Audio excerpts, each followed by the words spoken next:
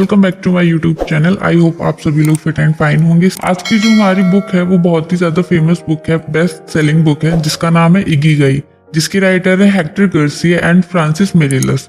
ये book life के अलग अलग एरिया के बारे में बताती है, जिससे हमें लाइफ में हैप्पी रहने में बहुत ज्यादा मदद मिल सकती है। ये बुक जापानी लोगों की वो टेक्निक के बारे में बताती है जिसकी वजह से वहाँ के लोग बहुत ही ज्यादा happily, healthy and long life जीते हैं। वहाँ के लोग ज्यादातर 90 साल तक जीते ही जीते हैं। जापानी लोग इस टेक्निक को इकिगाई कहते हैं, मतलब वहाँ के लोग अपने इकिगाई के लिए काम करते हैं। जापानी लोगों का मानना है कि हर किसी के अंदर इकिगाई होता ही है। कुछ लोगों को अपना इकिगाई जल्दी मिल जाता है और कुछ लोगों के अंदर छुपा हुआ होता है, बस उसको ढूंढने की देरी होती है। इकिगाई टेक्निक किस तरीके से काम करती है? इकिगाई टेक्निक के 4 स्टेप होते हैं। First, what do you love? इसमें वो सारी चीजें आती हैं जो आपको करना पसंद हो। Second, what the words need? इसमें वो सारी चीजें आती हैं जिसकी दुनिया को जरूरत हो। Third, what do you can be paid for?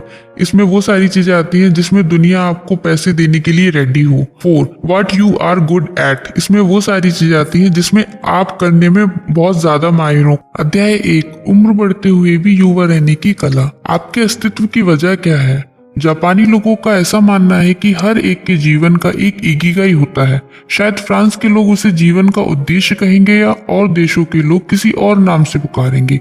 Ikigai हर एक के अंदर छुपा हुआ होता है। कुछ लोगों को अपना इकिगाई मिल जाता है तो कुछ लोग उसकी खोज में होते हैं। हर एक के अंदर इकिगाई छुपा हुआ होता है और उसे खोजने के लिए संयम की आवश्यकता होती है। ओकिनावा के लोग कहते हैं कि उनके सुबह उठने के पीछे एक ही वजह होती है और वह उन्हें मिला हुआ उनका इकिगाई है। कुछ भी करो लेकिन कभी भी निवर्त मत होना। एक बार आपको अपना इकिगाई स्पष्ट हो जाए तो फिर सुख और संतुष्टि अपने आप मिल जाती है। जीवन को असली अर्थ मिलता है। इस किताब के माध्यम से आपको आपका इकिगाई मिले और जापानी लोगों के तन, मन व वृद्धि से हमेशा स्वस्थ रहने की पीछे का राज आप समझ पाएं। यही इस किताब के पीछे की मूल वजह है। अगर आप जापान गए हो तो आपको एक बात पक्का पता चलेगी कि रिटायर होने के बाद भी वहाँ के लोग हमेशा काफी सक्रिय और व्यस्त रहते हैं। सच बात तो यह है कि जापान के लोग रिटायर होते ही नहीं हैं। जब तक उनका शरीर साथ देता है वहाँ के लोग अपना पसंदीदा काम करते रहते हैं। महत्वपूर्ण बात यह है कि जापानी भाषा में रिटायर शब्द के लिए कोई भी शब्द नहीं है। जैसे अंग्रेजी में एक उम्र के बाद नौकरी या काम बंद करने के लिए रिटायरमेंट शब्द है, वहाँ कोई ऐसा शब्द जापानी भाषा में है ही नहीं। नेशनल जियोग्राफी के रिपोर्टर्स डैन ब्यूटेनर ने काफी समय जापान में बिताया और उनका कहना है कि जापानी लोगों को अपने जीवन का उद्देश्य इतना महत्वपूर्ण लगता है कि उनके यहाँ पर रिटायरमेंट की कोई संकल्पना ही नहीं है। युवा लोगों का राज्य। दीर्घ आयु के रहस्य के बारे में और उन जानकारी हासिल करते वक्त हमें पता चला कि जापानी लोगों के खाने पीने के तौर तरीके और उनकी खाद्य संस्कृति के साथ इकिगाई का ज्ञान उनकी लंबी उम्र की बढ़ती वजह है। ओकिनावा जैसे शहर का जहाँ की लंबी आयु वाले बहुत सारे लोग रहते हैं, अध्ययन करने के बाद कुछ अनोखे तथ्य सामने आएंगे, जैसे कि ये लोग सिर्फ ज्यादा साल ही नहीं जीते बल्कि इन लोगों को कैंसर और हृदय रोग जैसी बड़ी बीमारियां भी नहीं होती हैं। इन लोगों के जीवन जीने का तरीका इतना प्रभावी और आनंददायी होता है कि बाकी देशों के लोग उसकी कल्पना भी नहीं कर सकते। खून में उपलब्ध जिस चीज की वजह से उम्र बढ़ने की प्रक्रिया होती है उसकी मात्रा इन लोगों में कम होती है। उनका शेष वे 7% पेट भरने तक खाना और चाय पीने की आदत को देते हैं। वहाँ की महिलाओं में जब रजोनिवृत्ति होती है उस समय उनका शरीर बहुत अच्छे तरीके से साथ देता है।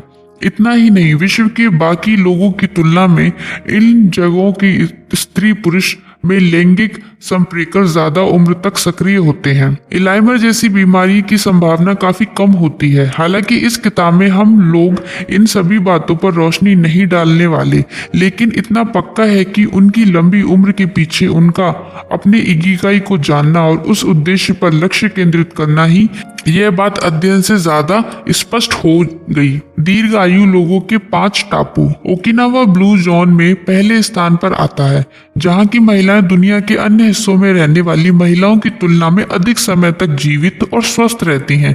डैन ब्यूटेनर ने इस प्रकार की जांच जगहों का अध्ययन किया जो कि इस प्रकार है। ओकिनावा जापान, यहाँ के लोग एक छोटी सी डिश में टोफू और उसी प्रकार की कई सारी उच्च गुणवत्ता वाली सब्जियां डालकर खाते हैं। इकिगाई को जानने के साथ साथ मोई यानी कि दोस्तों का एकजुट उनकी लंबी उम्र में बड़ा योगदान करता है। सर्डिनिया इटली, यहाँ के लोग भारी मात्रा में सब्जियां खाते हैं और रोज 1 या 2 ग्लास वाइन पीते हैं। ओकिनावा की तरह यहाँ के लोग भी अपनी लंबी उम्र का श्रेय सामाजिक जुड़ाव भावना को देते हैं। लोमा लिंडा, कैलिफोर्निया, यहाँ के एडवेंटीज इस ग्रुप के लोगों का निरीक्षण किया गया। ये लोग अमेरिका के दीर्घायु लोगों में से एक हैं। The Nicoya peninsula, Costa Rica, यहाँ के लोग 90 साल के बाद भी सक्रिय होते हैं। यहाँ के लोग खुशी खुशी सुबह 4:30 बजे उठते हैं और अपने खेतों में और बगीचों में काम करते हैं। इकारिया फ्रींस, टर्की, यहाँ के समंदर किनारे रहने वाले लोगों में हर 3 में से 1 इंसान 90 साल से ऊपर जीता ही है, जबकि अमेरिका में उसका प्रतिशत 10% है। इसी वजह से उसको दीर्घायु का टापू कहा जाता है। 500 BC से चली आ रही जीवन शैली का उसका श्रेय जाता है। किताब के अगले हिस्से में हम ओकिनावा टापू पर रहने वाले लोगों की लंबी उम्र के पीछे के मुख्य कारणों का अभ्यास करेंगे। इन 5 जगहों में से 3 जगह टापू हैं।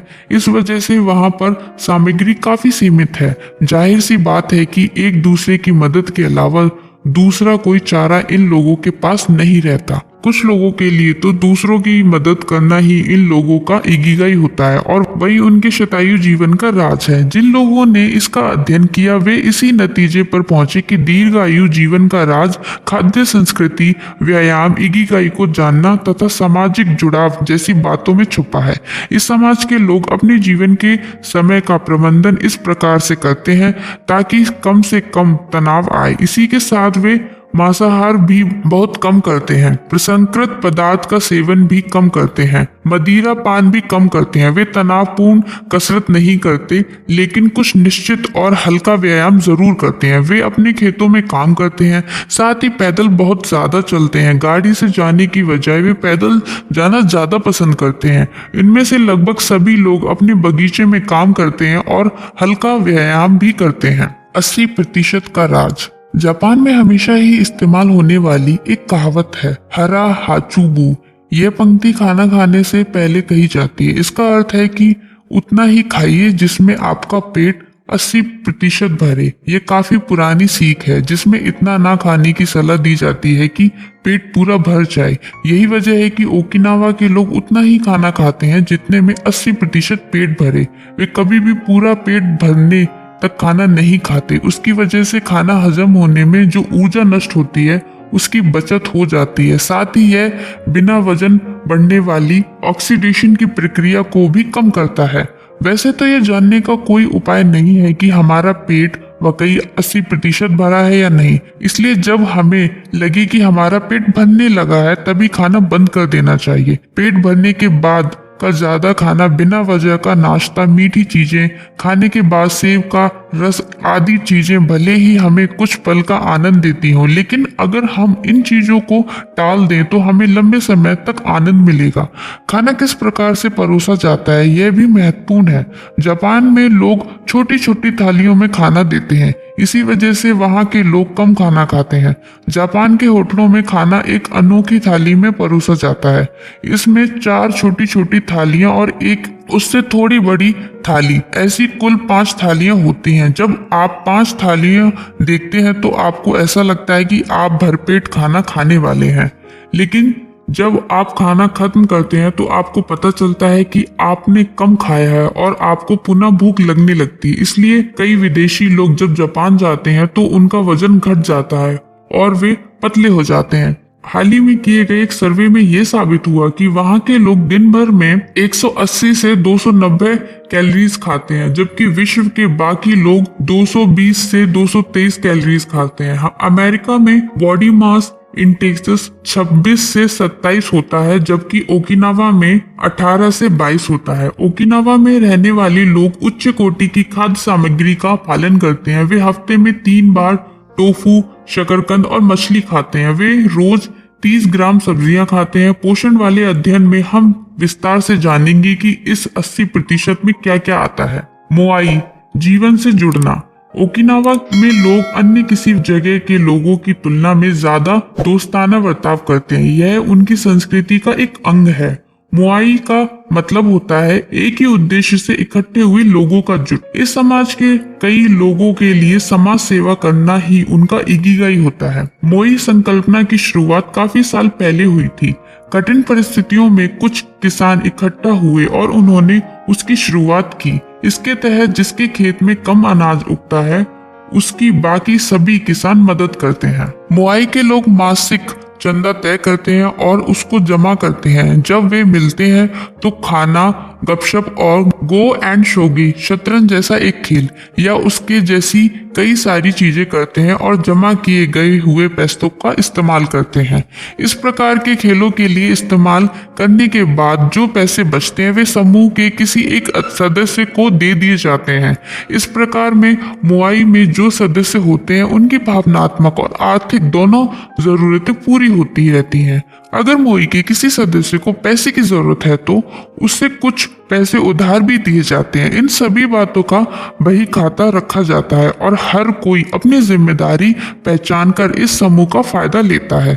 इस वजह से सभी के मन में सुरक्षा की भावना पनपती है और मेरी मदद के लिए पूरा संघ है। इस विचार से वे तनाव रहित और दीर्घायु जीवन जीते हैं। अभी तक हमने इकिगाई के बारे में संक्षिप्त जानकारी ली है। अब हम इस पर रोशनी डालेंगे कि आज के इस युग में लोग उम्र से पहले ही बूढ़े क्यों होते हैं। साथ ही यह भी समझेंगे कि इकिगाई का हमें किस प्रकार से फायदा हो सकता है। अध्याय 2, उम्र ना बढ़ने का राज। छोटी छोटी बातें आपको आनंददायक और दीर्घायु जीवन देती हैं। उम्र बढ़ने के परे की कहानी।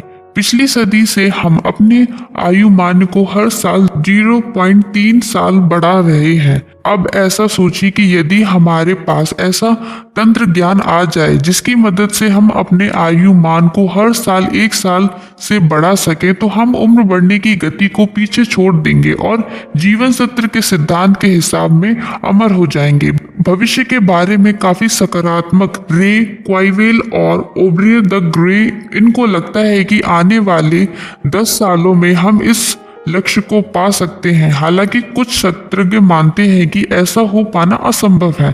हमने तंत्रज्ञान में चाहे कितना भी विकास क्यों ना किया हो, लेकिन हम अपनी आयु को एक सीमा से ज्यादा नहीं बढ़ा सकते। कुछ वैज्ञानिक व विशेषज्ञ ऐसा मानते हैं कि 120 उम्र के बाद हमारे शरीर में नई पेशियों का बनना बंद हो जाता है। अमृतव्य और खरगोश। ऐसा सोचिए कि दूर कहीं पर एक बोर्ड लगा हुआ है जिस पर एक अंक लिखा हुआ है। उस उम्र तक पहुंचते ही आपकी मौत होने वाली। वह बोर्ड आपके भविष्य में और आप इस बोर्ड की ओर यात्रा कर रहे हैं। हर गुजरते साल के साथ आप उस बोर्ड के और नजदीक आ रहे होते हैं। जब आप उस बोर्ड के पास पहुंचेंगे तो आपकी मृत्यु होगी। अब इस प्रकार से सोचिए कि एक खरगोश है जिसने उस बोर्ड को हाथ में पकड़ा हुआ है और वह भी भविष्य की दिशा में यात्रा कर रहा है। अब जब 1 साल आगे बढ़ते हैं तो वह खरगोश आधा साल आगे आता है। इस प्रकार से दोनों यात्रा करते रहेंगे तो एक समय आप उसके पास पहुंचेंगे और आप मौत हो जाएगी।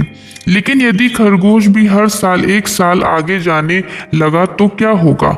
उसकी गति हर साल के लिए 1 साल ही होगी तो आप उस खरगोश तक कभी भी नहीं पहुंच पाएंगे और आपकी कभी भी मौत नहीं होगी। जिस गति से खरगोश भविष्य में चल रहा है वह है हमारा तंत्र ज्ञान। हम जितना तकनीकी विकास करेंगे और अपने शरीर को समझेंगे उतना ही हम उस खरगोश को तेज भगाने में सफल होंगे। अमृतत्व यानी वह स्थिति जब हम खरगोश को हर साल 1 साल या उससे भी ज्यादा आगे भेजने में कामयाब हों और कभी भी उस तक ना पहुंचने की वजह से अमर हो जाएं।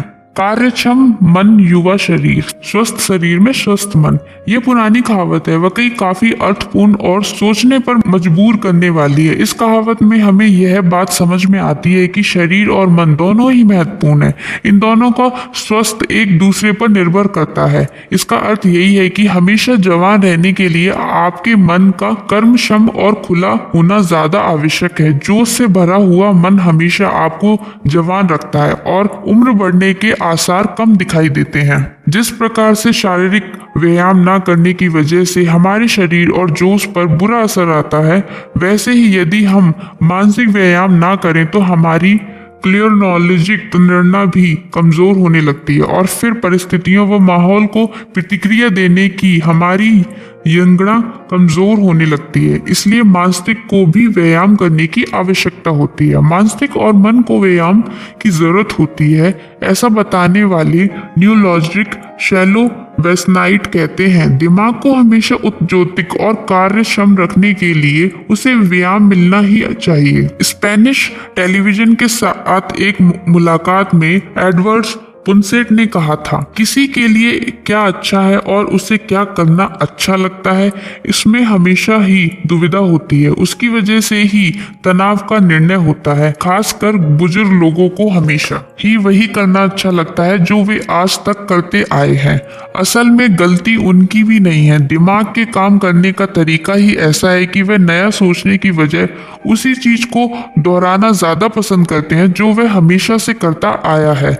उसमें कोई शक नहीं है कि हमेशा एक ही प्रकार का काम करने की वजह से वह काम अच्छा भी होता है और सहजता से भी होने लगता है।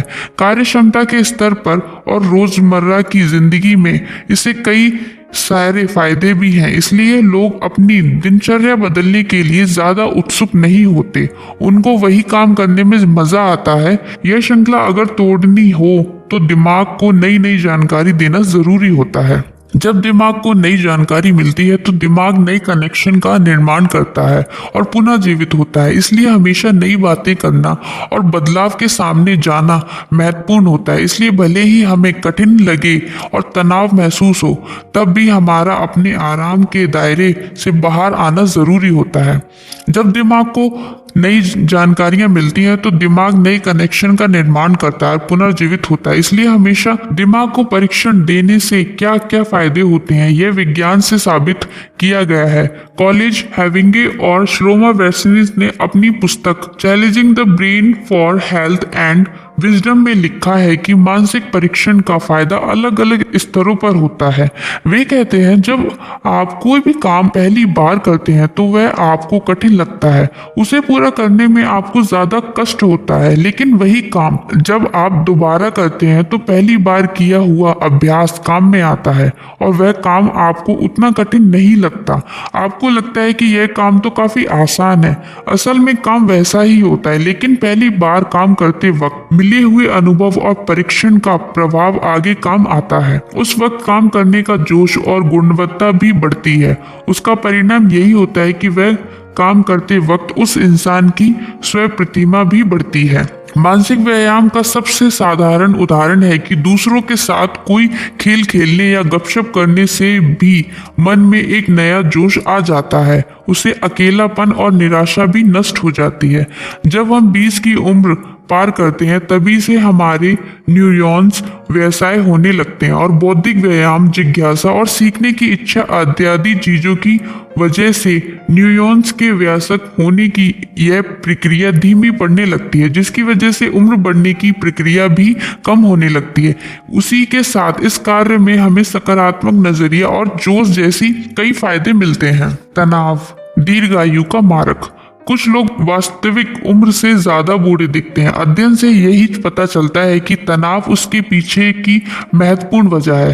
तनाव में शरीर का जितना नुकसान होता है उतना बाकी किसी भी वजह से नहीं होता। American institute of stress management ने शरीर के अधपतन की इस प्रक्रिया का अध्ययन किया और यह निष्कर्ष निकाला कि बीमारी की सबसे बड़ी वजह है तनाव। हेडलबर्ग यूनिवर्सिटी के डॉक्टरों ने एक परीक्षण किया। उसमें उन्होंने एक नौजवान डॉक्टर को भेंटवार्ता के लिए भेजा।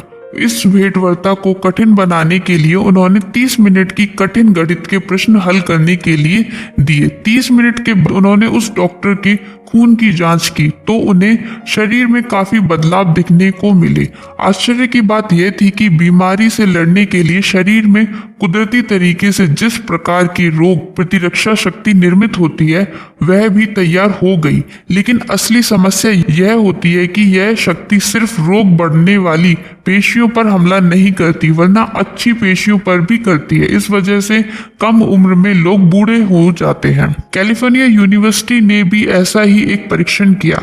इसमें उन्होंने 39 माताओं के खून की जांच की जिन माताओं के बच्चे गंभीर रूप से बीमार थे। इन माताओं की जांच के बाद साथ ही जिन बच्चों के स्वस्थ थे ऐसी माताओं की भी जांच की। तब उन्हें पता चला कि तनाव पेशियों के टेलोमेरसम इस रचना पर ही हमला करता है जिससे पेशियों को पुनः निर्माण की प्रक्रिया धीमी हो जाती है और पेशियां व्यवसाय होने लगती हैं। इस प्रयोग से यही साबित हुआ कि जितना तनाव होता है पेशियों पर उतना ही बुरा असर पड़ता है। तनाव कैसे काम करता है?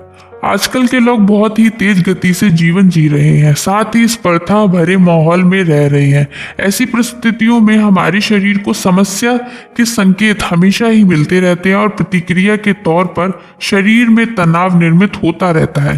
वैसे देखा जाए तो यह प्रक्रिया मतलब तैयार हुआ तनाव अच्छी है क्योंकि इसकी मदद से हम खुद को अपने आसपास के माहौल में ढाल लेते हैं। उत्तर क्रांति की इस यात्रा में इस प्रकार के प्रतिसाद की वजह से हम कठिन परिस्थितियों से उबर कर आएंगे और समस्याओं से बच सकेंगे। जब हमें खतरे का संकेत मिलता है तो हमारा मस्तिष्क पिट्यूटरी ग्रंथि को सक्रिय करता है जिससे हमारे शरीर में हार्मोन्स की निर्मित होती है जो कैटेकोट्रोपिन निर्मित करता है। उससे हमारे नर्वस सिस्टम के द्वारा पूरे शरीर में पहुंचाया जाता है। उसके बाद ट्रीनल ग्रंथि को संकेत मिलता है और एड्रेनालिक और कॉर्टिसोल का निर्माण होता है। एड्रेनालिक हमारी सांस लेने की प्रक्रिया की गति बढ़ाता है और पल्स रेट बढ़ाता है। इससे हमारे स्नायु तैयार हो जाते हैं जो सामने आए खतरे से अपने आप को बचाने के लिए सक्षम होते हैं। उसी समय कॉर्टिसोल हमारे शरीर में ब्लड ग्लूकोज और डोपामाइन की मात्रा को बढ़ाता है। उसकी वजह से हम चार्ज हो जाते हैं और समस्या से लड़ने के लिए तैयार हो जाते हैं। वैसे देखा जाए तो यह तनाव हमारे काम का है और हमारे बचाव के लिए उपयोगी भी, लेकिन हर थोड़े समय के बाद इस तनाव का बार बार अपने शरीर के लिए यकीनन हानिकारक है। लगातार तनाव में रहना शरीर के लिए हानिकारक होता है। साथ ही ये मानसिक की यथाक्षत से संबंधित पेशियों पर भी नकारात्मक असर करता है। लगातार आने वाले तनाव से निराशा पैदा होती है। निराशा ना आए उसके लिए जिन हार्मोन्स का निर्माण होना जरूरी है वह भी रुक जाता है। उसकी वजह से बाकी परिणाम भी देखने को मिलते हैं जैसे कि चिड़चिड़ापन, नींद न आना, चिंता और उच्च रक्तचाप। माना कि सामने आने वाली परिस्थितियां हमारे मन और शरीर की कार्यकर्ता करने की जरूरत पैदा करती हैं। लेकिन अगर हमें समय से पहले आने वाले बुढ़ापा टालना हो तो अपनी दिनचर्या में बदलाव लाकर जीवन को तनाव मुक्त करने की कला सीखनी ही होगी। तनाव कम करने के लिए सजग रहें। हमें सताने वाले डर व चिंताएं चाहे असली हो या नकली, लेकिन उसमें जो तनाव पैदा होता है उसके परिणाम असली ही होते हैं।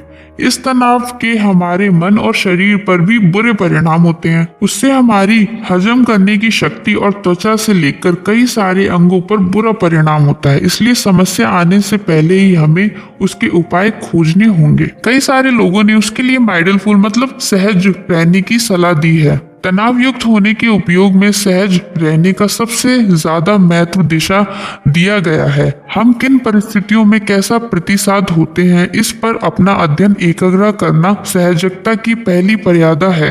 ऐसा करने से हम अपने आप वर्तमान में जीने लगते हैं और विचारों को अपने नियंत्रण के बाहर आने से रोक पाते हैं। साथ ही विचारों का बिना वजह होने वाले गुत्ता हम रोक पाते हैं।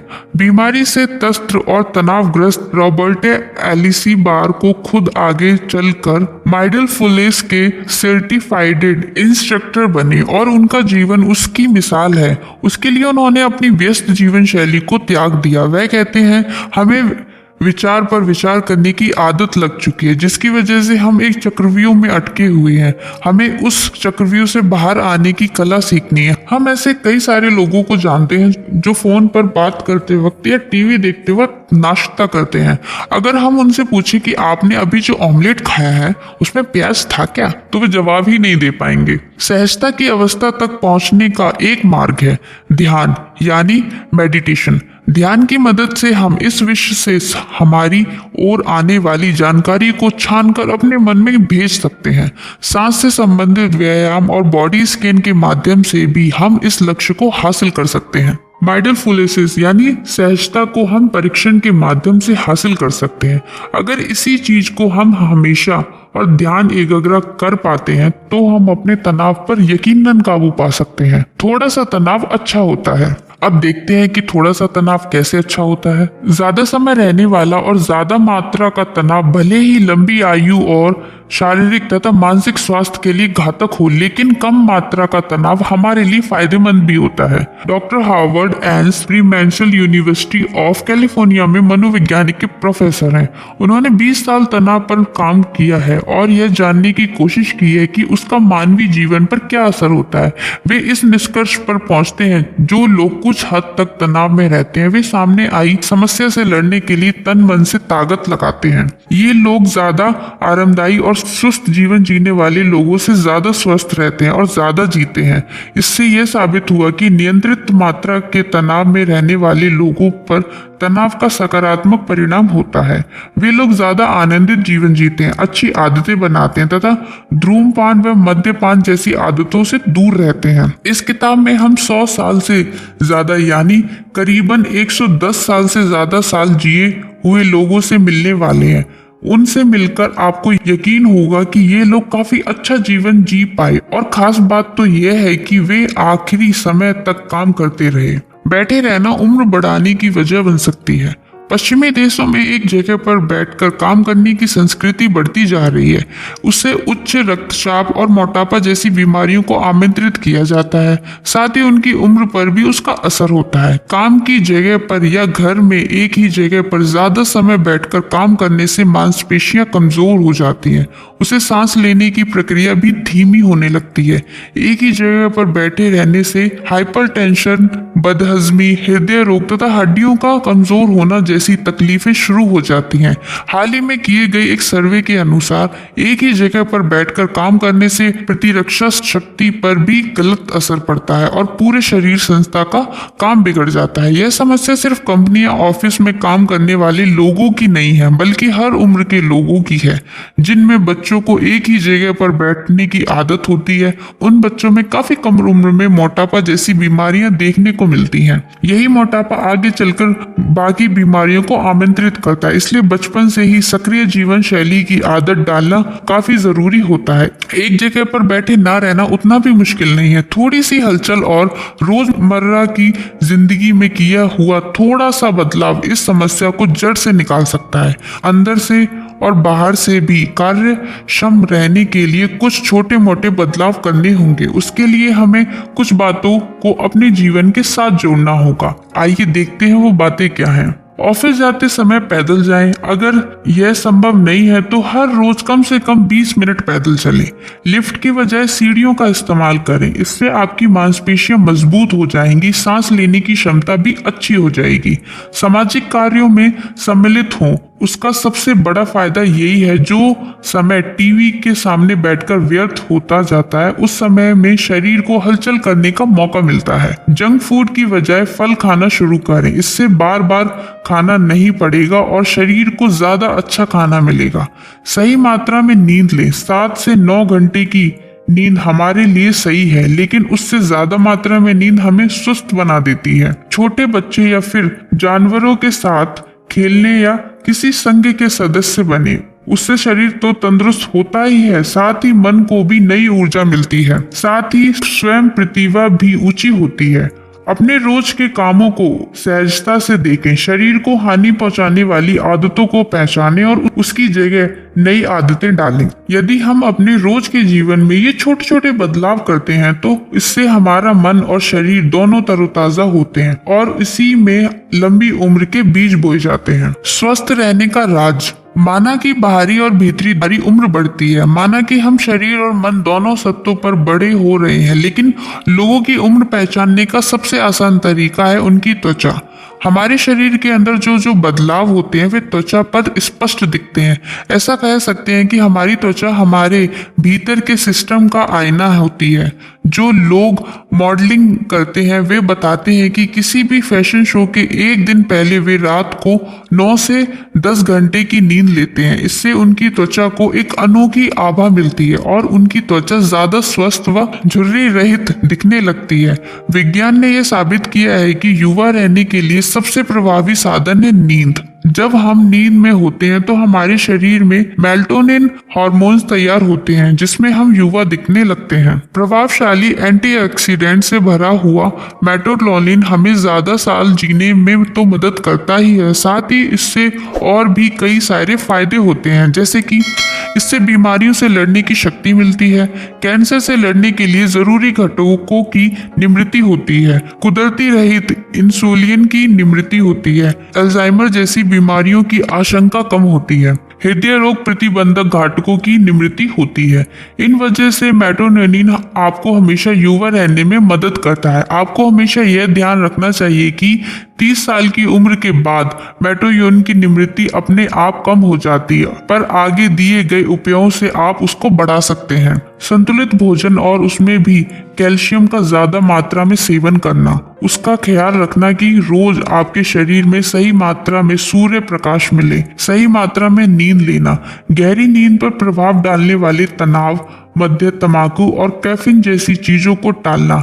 गहरी नींद ना लगे तो मेलाटोनिन की मात्रा घटती है। इस बात पर शोध हो रहा है कि क्या ड्रामेटिक तरीके से मेलाटोनिन की निमृति हो सकती है और उसे लंबी उम्र पाई जा सकती है। अगर ऐसा हुआ तो इस बात की पुष्टि हो जाएगी कि हमेशा युवा रहने का रहस्य हमारे अंदर ही है। युवा रहने का नजरिया। हमारे मन में असामान्य शक्ति है। हमारा शरीर जवान दिखेगा या बूढ़ा दिखेगा, इस पर मन का काफी प्रभाव होता है। कई सारे डॉक्टर ये मानते हैं कि शरीर से जवान दिखने के लिए मन का कार्यतर होना और जोश से भरा हुआ होना जरूरी है। यही इकिगाई का तत्व है। हालांकि इसका इस्तेमाल सिर्फ समस्या के वक्त करना ही सही नहीं होगा।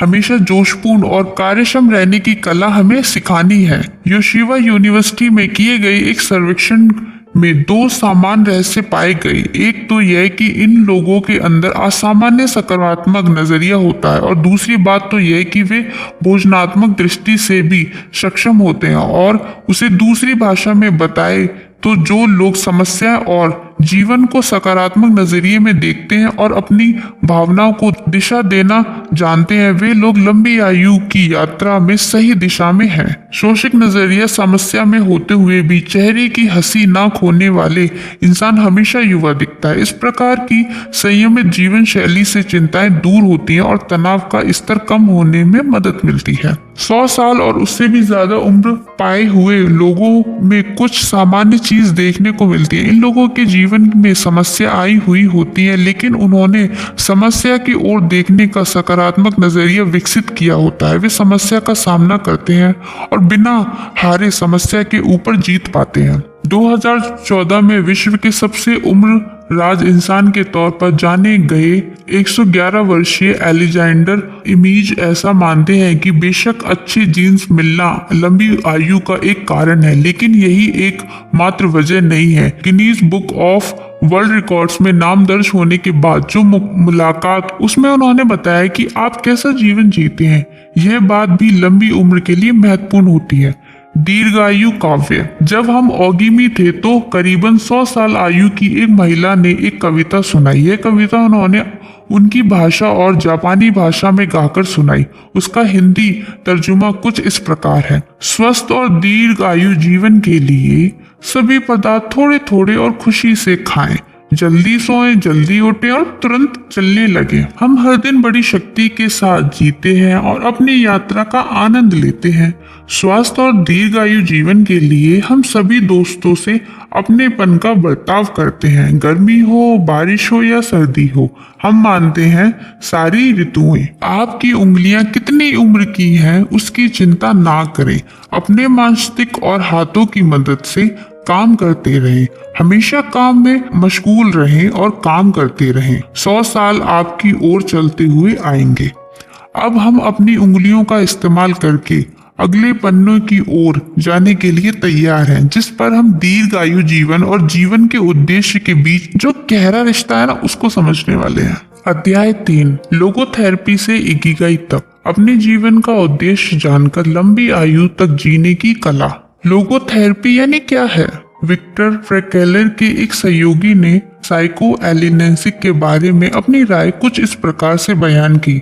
साइकोएनालिसिस ने मरीज लेटा हुआ था और कई बार ऐसी चीजें बोल देता जो किसी और समय बोलना उतना आसान नहीं होता। फिर उन्होंने फ्रैंकल से पूछा, आप अपनी मानसिक शास्त्रीय थेरेपी के बारे में एक पंक्ति में क्या बताएंगे? इस पर फ्रैंकल बोले, हमारी थेरेपी में मरीज कुर्सी पर बैठा होता है और वे बातें सुनाता है जो बाकी समय सुनना उसके लिए कठिन होता है। फ्रैंकलर ने उसका स्पष्टीकरण देते हुए कहा, मैं हमेशा अपने मरीज से पहला सवाल यही पूछता हूँ कि आपने आज तक आत्महत्या क्यों नहीं की। उससे मरीज को जानने के लिए कोई ना कोई अच्छी वजह मिल ही जाती है और वह इस उद्देश्य के साथ आनंद में अपनी आगे की यात्रा शुरू करता है। फिर लोगोथेरेपी क्या करती है? उसका जवाब एकदम स्पष्ट है। वह आपको जीवन जीने के लिए एक अच्छा सा मकसद ढूंढने में मदद करती है। लोगोथेरेपी लोगों को अपने जीवन का उद्देश्य समझने में सहयोग करती है, जिसकी वजह से उनके जीवन को अर्थ प्राप्त होता है, जिसकी वजह से उन्हें जीवन की नई उम्मीद मिलती है और वे नए जोश और उत्साह के साथ आगे का जीवन जीने लगते हैं। साथ ही वे अपनी नकारात्मक कार्यशैली को बदलना और समस्याओं पर विजय प्राप्त करना भी सीख लेते हैं। जीवन के असली अर्थ की खोज। अपने जीवन का उद्देश्य ढूंढना ही फ्रैंकल के जीवन का मुख्य लक्ष्य बन गया और उनके खोज कार्य में अजीब सी गति आ गई। लोगोथेरेपी को अगर संक्षिप्त में बताना है तो उससे दिए गए 5 पंक्तियों में बताया जा सकता है। तो आइए जानते हैं कि वो 5 पंक्तियां क्या हैं। लोगों को उनके जीवन में खालीपन, चिंता और निराशा का एहसास होता है। थेरेपिस्ट उन्हें यकीन दिलाता है कि उसका अर्थ है कि आपको अपने जीवन का उद्देश्य जानने की तीव्र इच्छा हो रही है। मरीज को उसके जीवन का उद्देश्य मिल जाता है। मरीज अपनी मर्जी से उस उद्देश्य का चयन करता है या उसे नकारता है। और सबसे लास्ट, उससे मिले इस नए उद्देश्य की मदद से वह समस्याओं पर विजय प्राप्त करता है और नई विचारधारा और सकारात्मक नजरिए से जीवन जीने लगता है। तो ये हैं वो 5 चीजें। फ्रैंकल अपने खुद के सिद्धांत के साथ जीने के लिए और समय आया तो मरने के लिए भी तैयार थे। ऑस्ट्रिविट्ज में जब वह कैद में थे तो उन्होंने अपने अनुभव से एक बात जानी। उन्होंने जाना कि आप लोगों से हर एक चीज छीन सकते हैं, लेकिन किसी भी परिस्थिति को किस नजरिए से देखना है और उसका किस भावना के साथ सामना करना है, यह आजादी आप किसी से भी नहीं छीन सकते। किसी भी परिस्थिति में कौन सा नजरिया रखना है और कौन सी भावना के साथ लड़ना है, यह आजादी कोई भी इंसान किसी से नहीं छीन सकता। अपने अनुभव से जीनी और बिना किसी मदद के खुद समस्याओं का सामना भी किया और उसी चीज से उन्हें जीवन पर प्रेरणा मिली है। अस्तित्व की लड़ाई। जब भी हमारे जीवन में कोई उद्देश्य नहीं होता या धुंधला होता है तो हमें अपने अस्तित्व के बारे में भी निराशा महसूस होने लगती है। फ्रैंकल इसे किसी साधारण निराशा के समान नहीं समझते। उनका मानना है कि इस निराशा में ऊर्जा होती है जो नवनिर्माण की वजह बनती है, इसलिए वह तो इस निराशा को एक सकारात्मक भावना मानते हैं। बाकी थेरेपीज की तरह लोगोथेरेपी इस निराशा को मानसिक बीमारी नहीं मानती, उल्टा उसे आध्यात्मिक खोज मानती है। यह तो एक कुदरती प्रक्रिया है जिसमें लोग खुद से या किसी और की मदद से अपने अस्तित्व की खोज करते हैं। उसकी मदद से वे एक नई संतुष्टि अनुभूति पाते हैं और अपने जीवन का अंतिम लक्ष्य पाने की यात्रा करते हैं। जब भी किसी इंसान को इस प्रकार की मदद की जरूरत होती है तो लोगोथेरेपी उसकी मदद करने के लिए आगे आती है, साथ ही उसके अंदर की दुविधा को दूर करने से अपने लक्ष्य की ओर आने जाने में मदद करती है। मैन सर्च फॉर मीनिंग नामक किताब में फ्रेंकल ने ऐसी कल्पना की जिसमें क्यों का जवाब मिल जाता है और कैसे का जवाब भी मिलता है। फ्रेंकल ऐसा मानते हैं कि हमने आज तक क्या हासिल किया है और हमें क्या हासिल करना है, उसके बीच जो अंतर है वही हमारे अंदर तनाव का निर्माण करता है। यही तनाव हमारे अच्छे स्वास्थ्य की वजह बनती है। जब हमें अपने जीवन में कई चीजें हासिल करनी होती हैं तो हम आराम मतलब और स्वस्थ जीवन जीना पसंद नहीं करते, उल्टा हम चुनौतियों से भरा जीवन जीना ज्यादा पसंद करते हैं। उसके विरुद्ध आज के प्रगतन में जग में लोग उन्हें क्या करना अच्छा लगता है वह करने की वजह उन्होंने जो बताया जाता है वह कहते हैं खुद की पसंद का काम छोड़कर दूसरे जो काम कर रहे हैं वह काम करते हैं। सिर्फ आर्थिक आजादगी मिले इस भागदौड़ में वे अपने मन के खिलाफ काम करने के लिए तैयार होते हैं। लेकिन कभी कभी ये तांत्रिक लड़ाई इतने बड़े पैमाने पर पहुंच जाती है कि आत्महत्या के विचार उनके मन में आते हैं। संडे न्यूरोसिस इसका ही एक प्रकार है। इतवार या छुट्टी के दिन लोगों के सामने कई वैवाहिक कार्य या कोई दूसरा काम ना होने की वजह से उन्हें सुबह उठते वक्त उद्देश्य नहीं मिलता। उन्हें अपने अंदर एक खालीपन महसूस होता है। आज मैं उठकर क्या करूंगा? इस सवाल का जवाब उन्हें ढूंढना पड़ता है। आज का दिन खुशी से कैसे बिताएं? इस सवाल के जवाब की ओर वे खोज करने लगते हैं। असल में वे लोग इकिगाई की खोज करने लगते हैं। मुझे खालीपन महसूस हो रहा है। वियना पॉलिक्लिनिक हॉस्पिटल में फ्रेंकल ने जब परीक्षण किया तो उन्हें पता चला कि 44% लोग कम ज्यादा मात्रा में अपने अस्तित्व की लड़ाई लड़ रहे हैं। लोगोथेरेपी के हिसाब से जब भी किसी इंसान को अपने जीवन का उद्देश्य प्राप्त होता है तो वह अपने अस्तित्व की यह लड़ाई जीत लेता है। फ्रेंकल अपने अनुभव से बताते हैं कि उन्होंने अपने उद्देश्य को कृति में परिवर्तन किया। जब वे अपने भूतकाल में झांककर देखते हैं तो उन्हें किसी प्रकार का अफसोस नहीं होता, क्योंकि उन्होंने अपने जीवन का उद्देश्य पूरा किया और उसके प्रति उन्हें संतुष्टि का एहसास होता है। लोगोथेरेपी के माध्यम से अच्छे जीवन की ओर यात्रा। कुछ महत्वपूर्ण बातें हैं, तो आइए जानते हैं कि वो महत्वपूर्ण बातें क्या हैं। सर्ट कहते हैं कि हम अपने जीवन का उद्देश्य बनाते नहीं हैं बल्कि उसे खोज कर निकालते हैं। हम में से हर एक के पास जीवन का उद्देश्य ही होता है और जीवन के हर पड़ाव पर उसमें थोड़ा बहुत बदलाव आता रहता है। जिस प्रकार से अगर हम किसी चीज के बारे में जरूरत से ज्यादा चिंता करते हैं तो वैसी चीजें घटने लगती हैं। उसी प्रकार अगर हम अपने लक्ष्य पर जरूरत से ज्यादा ध्यान देते हैं तो वह चीज हमसे अपने आप दूर हो जाती है। खुश मिजाज और जोशपूर्ण माहौल में निराशा और नकारात्मकता दूर जाती है। हम में से हर किसी के पास असाधारण और महान कार्य करने की क्षमता होती है। हम उस महान लक्ष्य को हासिल करेंगे या नहीं करेंगे यह उस पर निर्भर नहीं करता हम किस परिस्थिति में हैं, बल्कि इस पर करता है कि हम उस परिस्थिति में क्या निर्णय लेते हैं।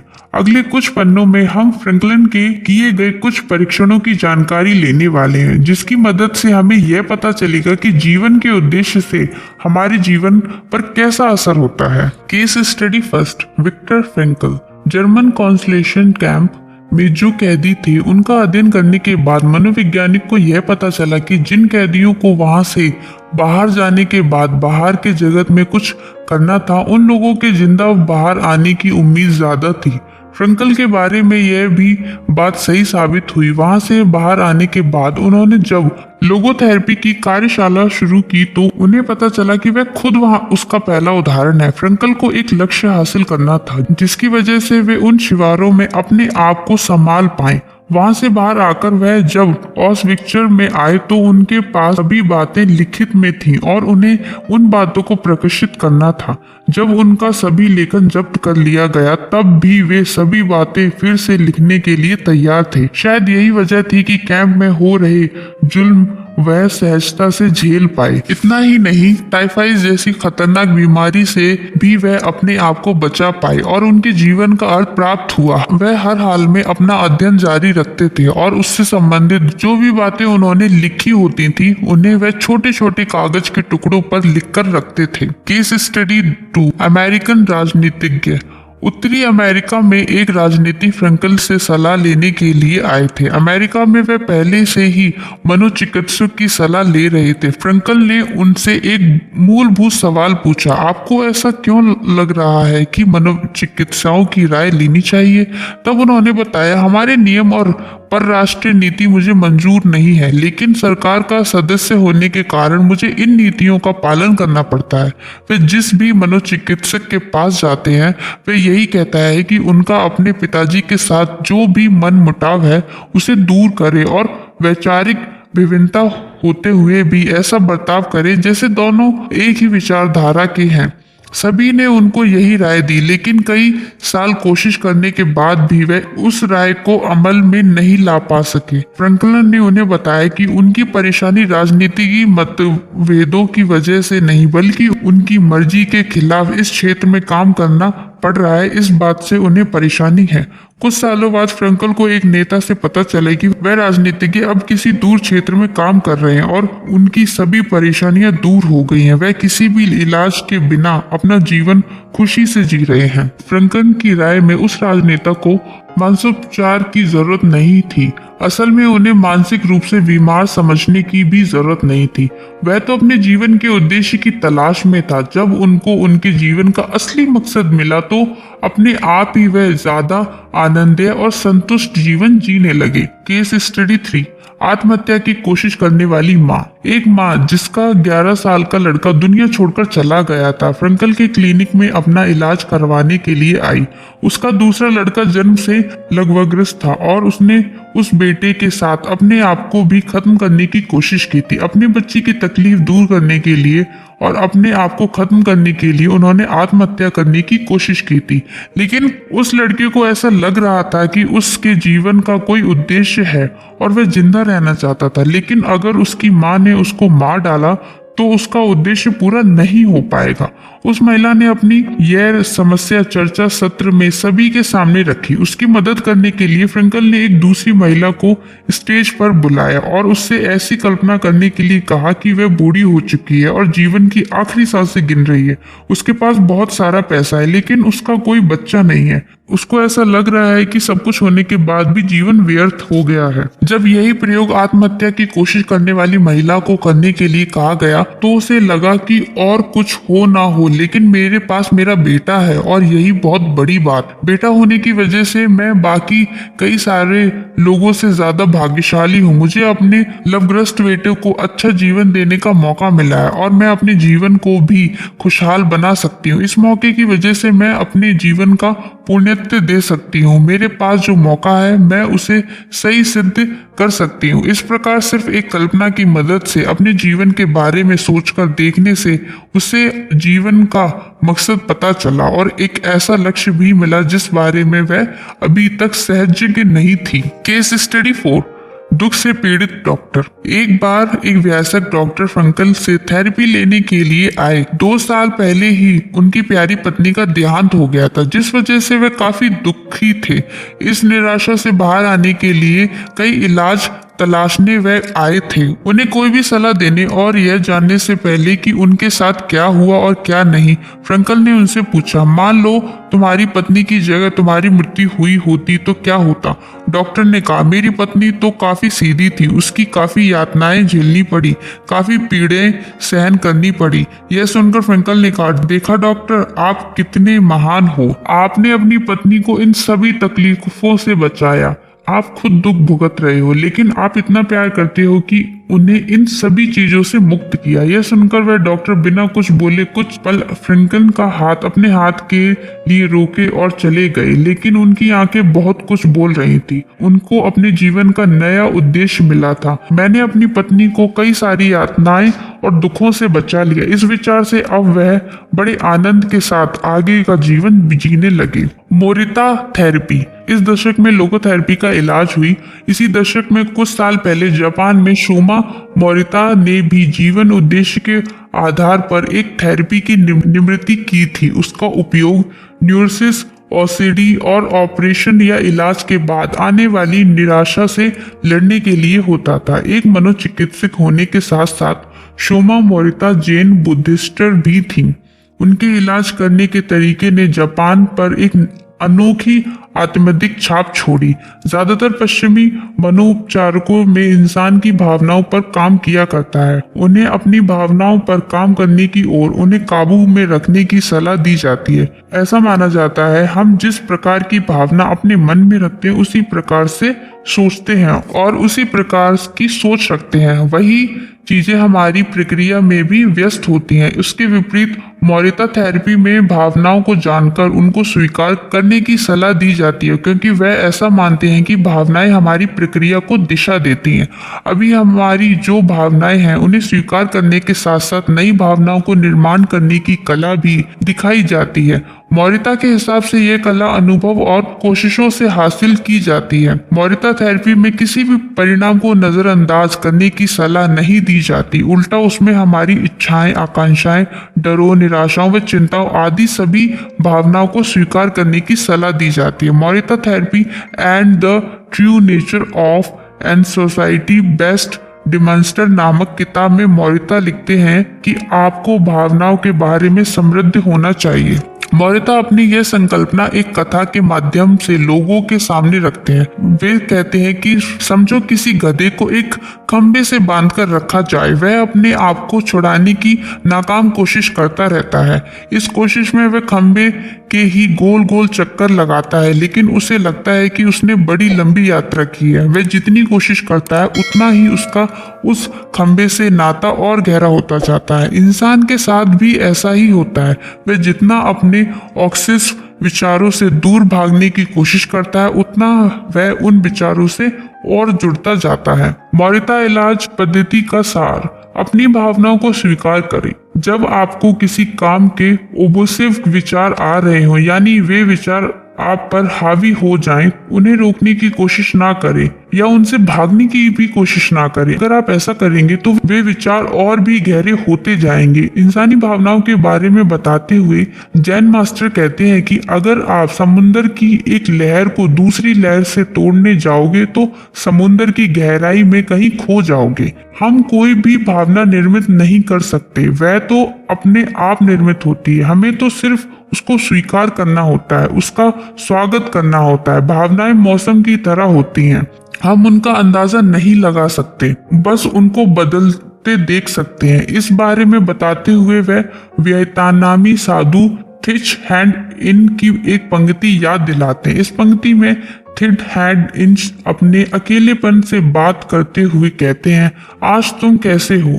चलो दोनों साथ में बैठते हैं और मैं तुम्हारा इलाज करता हूँ। दूसरा, जो कर रहे हो वही करें, बिना परिणाम पर लक्ष्य केंद्रित किए आप जो कर रहे हैं वह करते रहें, क्योंकि इलाज पद्धति अपना काम करती रहेगी। हमें बस अपना ध्यान वर्तमान पर केंद्रित करते रहना है।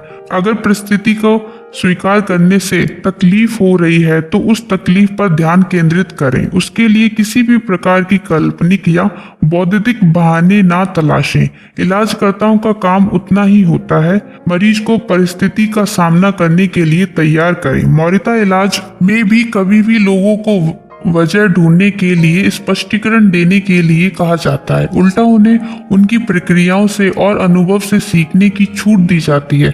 पश्चिमी मनोचिकित्सक में जिस प्रकार में डायरी रखकर टिप्पणियां करने की सलाह दी जाती है, वैसे ही कोई सलाहें यह नहीं दी जाती। उल्टा अपने अनुभव के आधार पर लोग उसे खुद उजागर करें, ऐसी सलाह दी जाती है। हम अपनी भावनाओं पर भले ही नियंत्रण ना पा सके, लेकिन अपनी दिनचर्या पर काबू जरूर पा सकते हैं। इसलिए हमारे पास जीवन का स्पष्ट उद्देश्य होना चाहिए और मोरिता तंत्र का पालन करने की तैयारी होनी चाहिए। अभी मुझे क्या करना चाहिए, मैं अभी क्या करूं?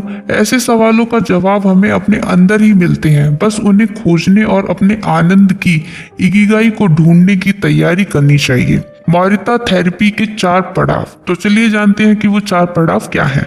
मोरिता थेरेपी लगभग 15 से 21 दिन तक चलती है, जिसमें 4 महत्वपूर्ण पड़ाव ये हैं। अलग रहना और आराम। पहले हफ्ते में मरीज को एक खोली में आराम करने के लिए भेजा जाता है और बाहरी जगह की चीजों से अलग रखा जाता है, जैसे टीवी, किताबें, दोस्त, इन सभी से उनका संपर्क तोड़ दिया जाता है। मरीज ज्यादातर अपना समय सोते हुए बिताता है। इस बीच इलाज करने वाले व्यक्ति उससे मिलने जाते हैं, हालांकि वह भी उनसे मिलना टालता है। इस दौरान व्यक्ति को अपनी भावनाओं में होने वाले बदलाव का अध्ययन करने की सलाह दी जाती है। इन 7 दिनों में कुछ भी करने की वजह से मरीज काफी परेशान हो जाता है और कुछ तो करने के लिए उतावला हो जाता है, जिसके बाद उसे अगले पड़ाव में भेजा जाता है। हल्का व्यावसायिक परीक्षण। इस समय में अच्छे से माहौल में मरीज के हल्के हल्के काम दिए जाते हैं, जैसे कि बगीचे में काम करना, चित्र बनाना या रंग काम आदि। इन कामों को करते वक्त आने वाले विचारकों के बर्ताव उसकी अपनी डायरी में लिखने को भी कहा जाता है। इस दौरान उपचारकर्ताओं के अलावा और किसी को भी मरीज के साथ बात करने की अनुमति नहीं होती। तीसरा, व्यावसायिक थेरेपी। इस समय में मरीज को ज्यादा कष्ट वाले काम दिए जाते हैं। डॉक्टर मोरिता अपने इलाज को पहाड़ पर लेकर जाते हैं और उसे पेड़ काटने जैसे काम करवाते हैं। उसके साथ ही लिखना, रंग काम, सेरेमिक के बर्तन बनाना जैसे काम भी बताए जाते हैं। इस समय में मरीज काम से संबंधित लोगों के साथ बातचीत कर सकता है। चौथा, सामाजिक और व्यावसायिक दुनिया से जुड़ना। इस पड़ाव में मरीज को दोबारा अपनी दुनिया में लौटने की सलाह दी जाती है। अपने पहले वाली दुनिया में वापस लौटने के बाद भी व्यक्ति थेरेपी के दौरान सीखी हुई बातों और कला का इस्तेमाल करता रहता है। इस पूरी प्रक्रिया का एक ही मकसद होता है, दुनिया को एक नया और ऐसा विकसित इंसान देना जिसके पास उसके जीवन का कोई उद्देश्य है। एक ऐसा इंसान जो किसी भी सामाजिक या मानसिक दबाव में आए बिना किसी उद्देश्य से प्रेरित होकर काम करता है। नाइकन ध्यान पद्धति। जैन मास्टर मोरिता को नाइकन इस आत्म परीक्षण से संबंधित ध्यान प्रगति के अभ्यासक हैं। उनकी पूरी इलाज प्रक्रिया इसी कार्य प्रणाली पर आधारित है। उनके हिसाब से हर एक को अपने आप से 3 मूलभूत सवाल पूछने चाहिए। तो चलिए जानते हैं कि वो क्या है। पहला, मुझे किसी इंसान से क्या मिला है। दूसरा, मैंने उस इंसान को क्या दिया है। तीसरा, मेरी वजह से उस इंसान को क्या तकलीफ हुई है। इन सवालों को पूछने के बाद किसी इंसान की वजह से हमें जो तकलीफ होती है वह अपने आप कम हो जाती है। सामने वाला इंसान दोषी महसूस ना होते हुए हमें अपनी जिम्मेदारियों का एहसास होता है। मोरिता कहते हैं कि अगर आप गुस्से में हो और आपका झगड़ा करने का मन कर रहा हो तो 3 दिन रुके और फिर झगड़े की शुरुआत करें। झगड़े की तीव्रता अपने आप कम हो जाती है। और अब इकिगाई। लोगोथेरेपी और मोरिता थेरेपी ये दोनों आप अपने अनुभव से प्राप्त कर सकते हैं। इसके लिए किसी भी मार्गदर्शक या आत्मदिक शिविर की आवश्यकता नहीं है। इकिगाई आपको अस्तित्व की लड़ाई। एक बार यह लड़ाई आपने जीती और आपको आपका इकिगाई पक्का हो गया हो तो सिर्फ साहस के साथ रास्ते पर चलने की जरूरत होती है। अगले पड़ाव पर हम इस रास्ते पर चलने के लिए लगने वाले साधनों की जानकारी लेने वाले हैं। आपने जिस कार्य का चुनाव किया है उसके प्रति आपके मन में आस्था हो, आपका आहार सही हो, आपका काम मात्रा में सही लेकिन रोज व्यायाम करते हो और कठिन से कठिन परिस्थितियों में भी हार ना मानकर उसका सामना करने की आपकी तैयारी हो, तो इस विषय में परिवर्तन और विकास में कई मौके उपलब्ध होते हैं जो आपको अपने लक्ष्य तक लेकर आते हैं। आपको जिस काम को करने की प्रेरणा मिलती है उस काम में अपने आप को झोंकने के लिए तैयार हैं क्या। अध्याय 4, फ्लो की खोज। कार्य और खाली समय का इस्तेमाल अपने विकास के लिए कैसे करें। हम जैसा हमेशा करते हैं वैसे बनते हैं, इसलिए उत्कृष्टता कोई क्रिया नहीं है, यह तो हमारी आदत है।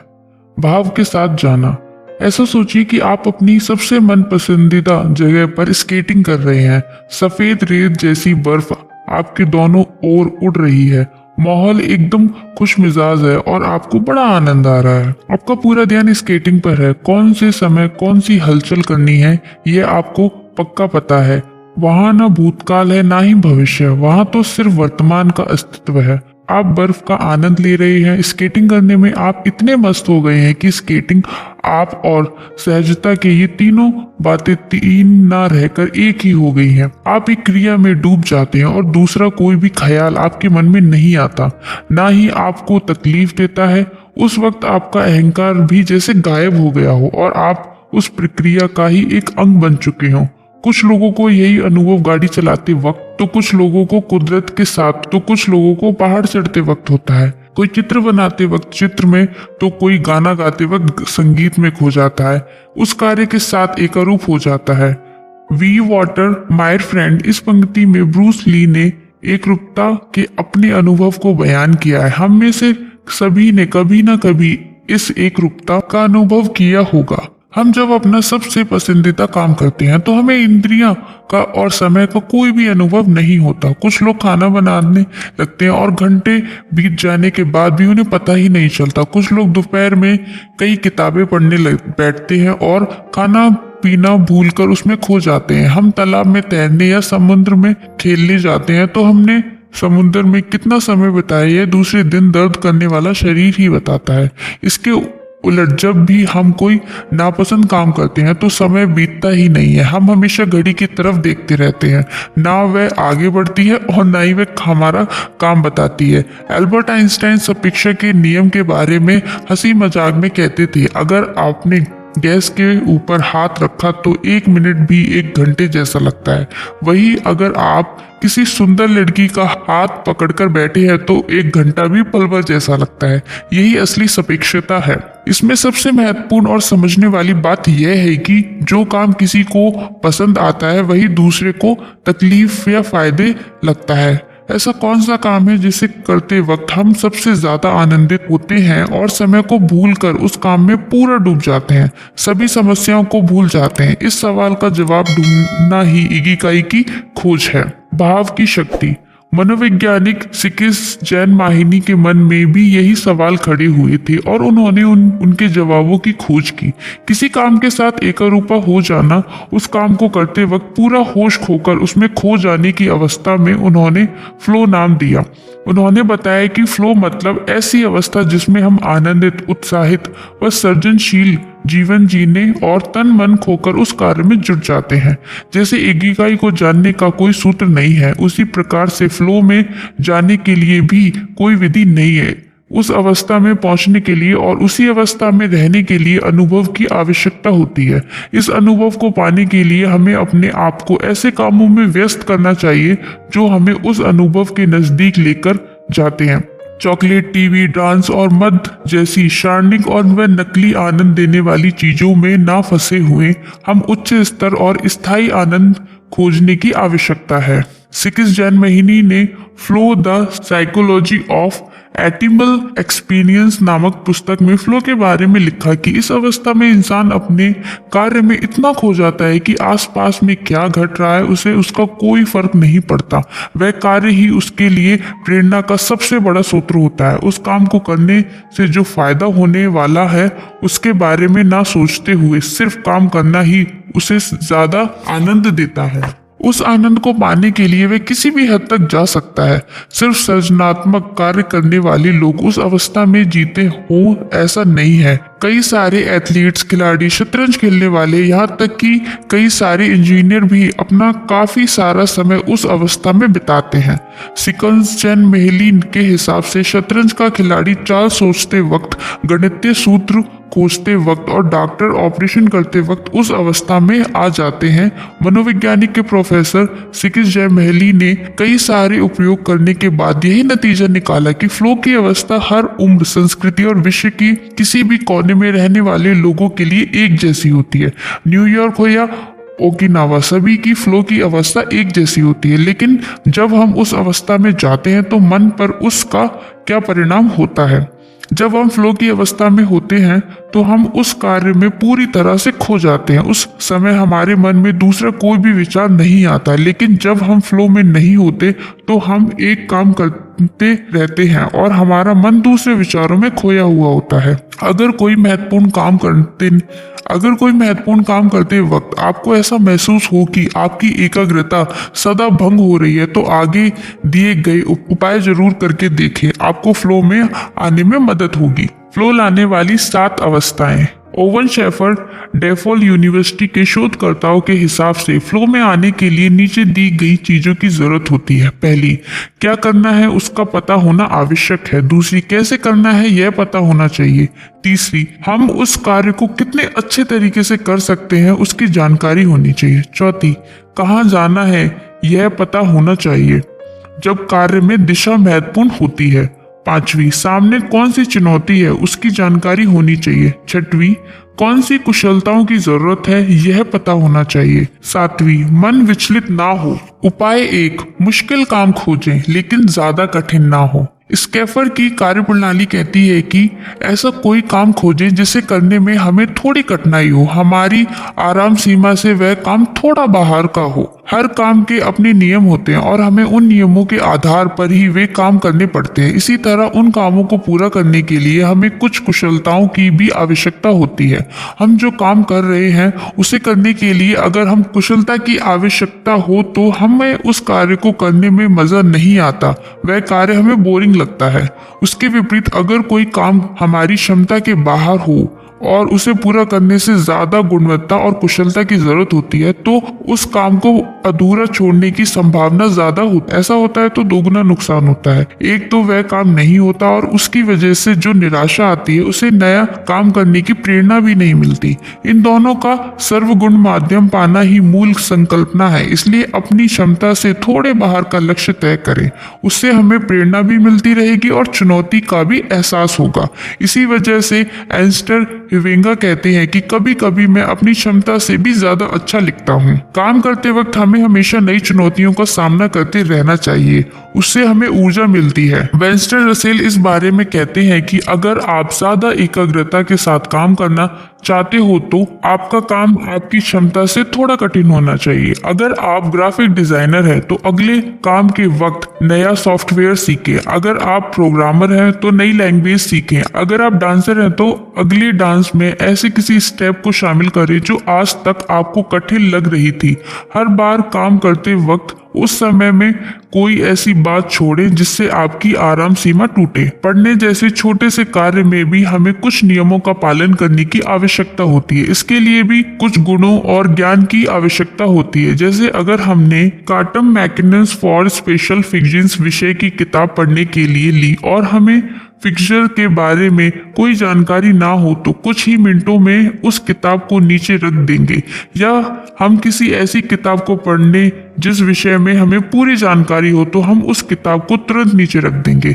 इसके विपरीत अगर हमने अपनी रुचि और अपनी क्षमता के हिसाब से किताब पढ़ने की शुरुआत की तो हमें पढ़ने में आनंद भी आएगा और हमारी बुद्धि भी बढ़ेगी, साथ ही हम फ्लो में भी आ जाएंगे। यही आनंद और फ्लो इस बात की पुष्टि करता है कि हम सही मार्ग पर हैं और अपनी इकिगाई के हिसाब से काम कर रहे हैं। उपाय 2, स्पष्ट और पक्का लक्ष्य तय करें। नियंत्रण के साथ खेले जाने वाले खेलों और मैदान पर खेले जाने वाले खेलों में फ्लो प्राप्त होने की संभावना होती है। इसकी महत्वपूर्ण वजह यही होती है कि इन खेलों के पीछे का मकसद साफ होता है। तय किए गए नियमों की मदद से अपने दुश्मन को हराना ही इन खेलों का मकसद होता है। इसके साथ आपके जो भी रिकॉर्ड्स हैं उन्हें तोड़ना भी एक लक्ष्य हो सकता है। दुर्भाग्यवश इन खेलों में मकसद जितने स्पष्ट होते हैं उतने ही जीवन के बाकी कामों में नहीं होते। बोस्टन कंसल्टेंट ग्रुप ने एक सर्वे किया था जिसमें उन्होंने कर्मचारियों को अपने बॉस के बारे में शिकायतें लिखने के लिए कहा था। उससे पता चला कि मल्टीनेशनल कंपनियों के ज्यादातर कर्मचारी की अपने बॉस के प्रति सबसे बड़ी शिकायत यही थी कि हमारे बॉस हमारी टीम को मिशन के बारे में सही तरीके से जानकारी नहीं देते। इसकी वजह से यही समझ नहीं आता कि हमें क्या करना है। कंपनियों में बड़े ओहदे पर बैठे हुए लोग प्लानिंग करते हैं, स्ट्रेटजी बनाते हैं और उसी के संबंधित कई सारे अन्य कामों में अटके रहते हैं। इनके पास स्पष्ट और पक्का लक्ष्य नहीं होता। यह तो ऐसा ही है जैसे हमें नक्शे के साथ समुद्र की यात्रा पर निकले, लेकिन यही पक्का ना हो कि कहाँ पहुंचना है। नक्शे से जो भी महत्वपूर्ण है कंपास का होना, जो हमें सही दिशा दिखाता है। MIT मीडिया लैब के डायरेक्टर जोई ऑटो हमेशा यह सिद्धांत बताते हैं कि नक्शे से भी अच्छा है कंपास। उनके हिसाब से इस अनिश्चितता से भरे विश्व में कंपास ही हमारी मदद कर सकता है। विलेश how to survive our first future नामक किताब के जैक होवे लिखते हैं कि जब आपके पास नक्शा होता है तो वह आपको ऐसी जगह पर जरूर लेकर जा सकता है जो शानदार होगी, लेकिन वहां पर जाना कई बार बेवजह और फिजूल खर्ची वाला भी हो सकता है। लेकिन अगर आपके पास कंपास है तो आपको उसी जगह पर लेकर जाएगा जहां पर जाना आपके लिए सही होगा। उसका अर्थ यह भी नहीं है कि अपने लक्ष्य तय किया तो तुरंत आपकी यात्रा सही दिशा में शुरू हो जाएगी। उसका अर्थ यह है कि अगर आप एक बार यह तय करें कि कहां पहुंचना है और फिर उस लक्ष्य तक कम से कम कष्ट में और सही समय में कंपास आपको पहुंचाएगा। किसी भी कारोबार में या कोई सृजनात्मक काम करते वक्त यह पता होना जरूरी होता है कि उस काम से हमें क्या हासिल होगा। इसलिए उस कार्य को शुरू करने से पहले यह पक्का करने के लिए हमें उससे क्या पाना है, हम अपने आप से नीचे दिए गए सवाल पूछ सकते हैं, जैसे कि आज दिन भर में मुझे क्या हासिल करना है। अगले महीने प्रकाशित होने वाले आर्टिकल के लिए मैंने आज कितने शब्द लिखे हैं। मेरी टीम का इस वक्त का मिशन क्या है। अगर यह काम मुझे इस हफ्ते पूरा करना है तो मुझे किस गति से कार्य को पूरा करना होगा। फ्लो हासिल करने के लिए काम शुरू करने से पहले स्पष्ट लक्ष्य का होना जितना जरूरी है, उतना ही जरूरी काम शुरू होने के बाद उसमें अपने आप को झोंक देना भी होता है। यात्रा शुरू करने से पहले लक्ष्य को ध्यान में रखना जरूरी है, लेकिन उसका जाप करते रहने की जरूरत नहीं होती, ना ही उसे मोह में बाकी चीजों को भूलना होता है। जब कोई खिलाड़ी ओलंपिक गोल्ड मेडल के लिए खेलता है तो उसके मन में 24 घंटे गोल्ड मेडल का विचार आना स्वाभाविक है।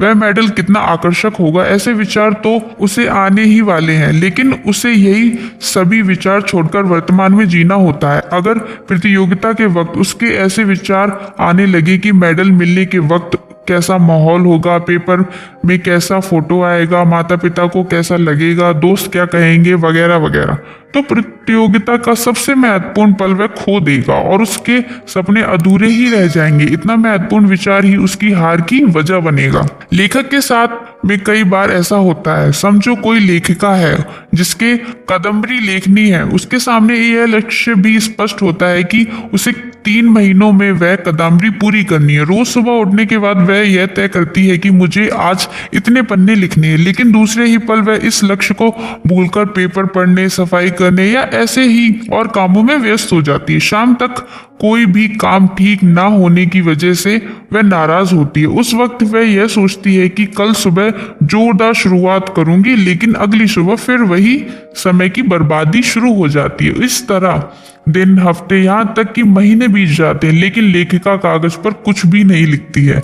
अगर ये सभी बातें टालनी है तो पहला काम तो यही करना चाहिए कि कागज और पेन लेकर पहला शब्द लिखने की शुरुआत करनी चाहिए, उसके बाद दूसरा शब्द, फिर तीसरा शब्द, ऐसे लेखन की शुरुआत करनी चाहिए। इस तरह यदि एक एक शब्द के साथ उसने लेखिका की शुरुआत की तो कुछ ही समय में वह अपनी इकिगाई को पूरा करने में सफल हो जाएगी। एक बार अब आपने शुरुआत की और छोटे छोटे कदम बढ़ाए तो अपने आप ही आपकी चिंता नष्ट हो जाएगी। फिर आपको फ्लो की अवस्था प्राप्त होगी। फिर अपने आप फ्लो में आप उस कार्य को पूरा करेंगे। एल्बर्ट आइंस्टाइन कहते थे कि आनंदित इंसान को वर्तमान में ही इतना आनंद मिलता है कि उसे भविष्य के विचारों में खोने की जरूरत ही नहीं होती। उपाय 3, एक ही लक्ष्य पर ध्यान केंद्रित करें। आज की प्रगत तकनीक की वजह से हम एक बड़ी समस्या का सामना कर रहे हैं। वह समस्या है आधुनिक तकनीक की वजह से हमारे मन को विचलित होना, जिसकी वजह से हम किसी भी एक कार्य पर ध्यान केंद्रित नहीं कर सकते। ईमेल लिखते वक्त हम साइड में यूट्यूब पर कोई वीडियो भी देखते रहते हैं। इतने में चैटिंग का मैसेज पॉपअप हो जाता है और उसे जवाब देने में व्यस्त हो जाते हैं। तभी हमारी जेब में रखा हुआ स्मार्टफोन कई नोटिफिकेशन देता है और हम उसमें खो जाते हैं। फिर हम कंप्यूटर की ओर घूमते हैं और फेसबुक में व्यस्त हो जाते हैं। इन सब बातों में 30 मिनट कैसे बीत जाते हैं पता ही नहीं चलता और हम यही भूल जाते हैं कि हम जो ईमेल लिख रहे थे वह काम तो वैसे का वैसा ही पड़ा हुआ है। घर में भी लोग टीवी देखते देखते खाना खाते रहते हैं और फिर आखिरी निवाले तक उन्हें यही पता नहीं चलता कि सब्जी अच्छी बनी थी या नहीं। लोगों को यह गलतफहमी है कि एक साथ एक से ज्यादा काम करने की वजह से उनका समय बचता है। यह साबित हो गया कि इसका उल्टा ही परिणाम होता है। तो लोग मल्टीटास्किंग में माहिर होने का दावा करते हैं, वे लोग भी ज्यादा कार्यक्षम नहीं होते। असल में उनकी कार्यक्षमता बाकी लोगों से भी कम हो जाती है। हमारा मस्तिष्क एक साथ लाखों प्रकार की जानकारी अपने अंदर ले सकता है, लेकिन वह बहुत ही थोड़ी जानकारी पर काम कर सकता है। जब लोग कहते हैं वे मल्टीटास्किंग कर रहे हैं तो वास्तव में वे हमेशा एक काम से दूसरे काम की ओर छलांग लगाते हैं। दुर्भाग्यवश हम कंप्यूटर की तरह काम में हुए तुरंत बदलाव को तुरंत स्वीकार नहीं कर सकते। परिणाम स्वरूप कोई एक ऐसा काम भी ठीक नहीं होता। हम सिर्फ कामों को बदलते रहते हैं, साथ ही हमारी ऊर्जा और समय दोनों व्यर्थ हो जाते हैं। एक ही काम पर ध्यान केंद्रित करना फ्लो पाने की सबसे महत्वपूर्ण जरूरत है। शिक्षक जैन महाली ऐसे मानते हैं कि किसी भी काम का एकाग्रता के साथ करने के लिए दो बातों का होना जरूरी है। तो आइए जानते हैं कि वो दो बातें कौन सी हैं। पहली, काम के लिए अच्छा माहौल होना। दूसरी, हम जो कर रहे हैं उसके बारे में आत्मविश्वास होना। टेलीविजन में वाकई बड़ी क्रांति है। जब तक वह हमारे नियंत्रण में है तब तक वह किसी चमत्कार से कम नहीं, लेकिन जब हम उसके नियंत्रण में आ जाते हैं तो वह तकलीफ देह बन जाती है। मान लो आपको किसी चीज के बारे में जानकारी इकट्ठा करनी है। आप पूरी तैयारी के साथ कंप्यूटर के सामने जानकारी लेने बैठ जाते हैं, लेकिन अगर आपका खुद पर नियंत्रण ना हो तो आप अपने विषय की जानकारी छोड़कर और कई सारी चीजों की जानकारी उसमें खो जाते हैं। वेबसाइट के जंजाल में फंसकर व्यर्थ समय गंवाते हैं। यानी जो टेलीविजन आपको अपने लक्ष्य की ओर लेकर आने वाली थी वही आपको आपके लक्ष्य से दूर ले जाती है। आज सशस्त्र ने यह साबित किया है कि यदि हम अपना ध्यान हमेशा एक काम से दूसरे काम में और दूसरे से तीसरे काम में लगाते हैं तो हमारा समय व्यर्थ हो जाता है, गलतियां होती हैं और हम जो कर रहे हैं उसे पर ध्यान भी नहीं दे पाते। स्टैनफोर्ड यूनिवर्सिटी के क्लिफोर्ड इवोर्नस अपने किए हुए परीक्षण के बाद कहा कि आज की पीढ़ी मल्टीटास्किंग की बीमारी से ग्रस्त है। उन्होंने कुछ विद्यार्थियों के साथ एक प्रयोग किया। वे विद्यार्थी एक साथ कितने काम करते हैं उसके आधार पर उनको गुटों में विभाजित किया। जिन विद्यार्थियों को मल्टीटास्किंग की आदत थी वे एक साथ काम से कम 4 काम करते थे, जिसमें लिखना, किताब पढ़ना, गाना सुनना और स्मार्टफोन पर मैसेज का जवाब देना जैसे काम शामिल थे। यही सभी काम वे एक साथ करते थे और कभी कभी तो इतना सब करते वक्त ट्विटर भी देख रहे थे। इस आधार पर उन्होंने विद्यार्थियों के कुल 4 गुट बनाए और उनको एक प्रयोग करने के लिए कहा। उनकी स्क्रीन पर कुछ लाल और कुछ नीले तीर दिखाए गए और गिनने को कहा गया संख्या कितनी है। पहली सभी बच्चों ने सही जवाब दिया। उनको ऐसा करते वक्त कोई भी तकलीफ नहीं हुई, लेकिन जैसे ही लाल तीरों की संख्या को उतना ही रखकर नीले तीरों की संख्या बढ़ाई गई तो जिन बच्चों को मल्टीटास्किंग की आदत थी उनके तीर गिनने में तकलीफ हुई। जिन बच्चों को मल्टीटास्किंग करने की आदत थी उनको तीर गिनने में तकलीफ हुई। हालांकि लाल तीरों की संख्या उतनी ही थी, सिर्फ उनकी जगह बदल दी गई थी। उसकी वजह यही थी कि उन्हें मुख्य कामों के साथ बाकी कामों पर भी ध्यान केंद्रित करने की आदत थी। उनके मस्तिष्क को वैसा ही प्रशिक्षित किया गया था, इसलिए जब नीले तीरों की संख्या बढ़ी गई तो उनका मन विचलित हो गया। इस प्रयोग में लाल तीरों को नजरअंदाज करके नीले तीरों को गिनने का काम था, लेकिन हर काम की ओर ध्यान देने की आदत की वजह से वह कठिन लगने लगा।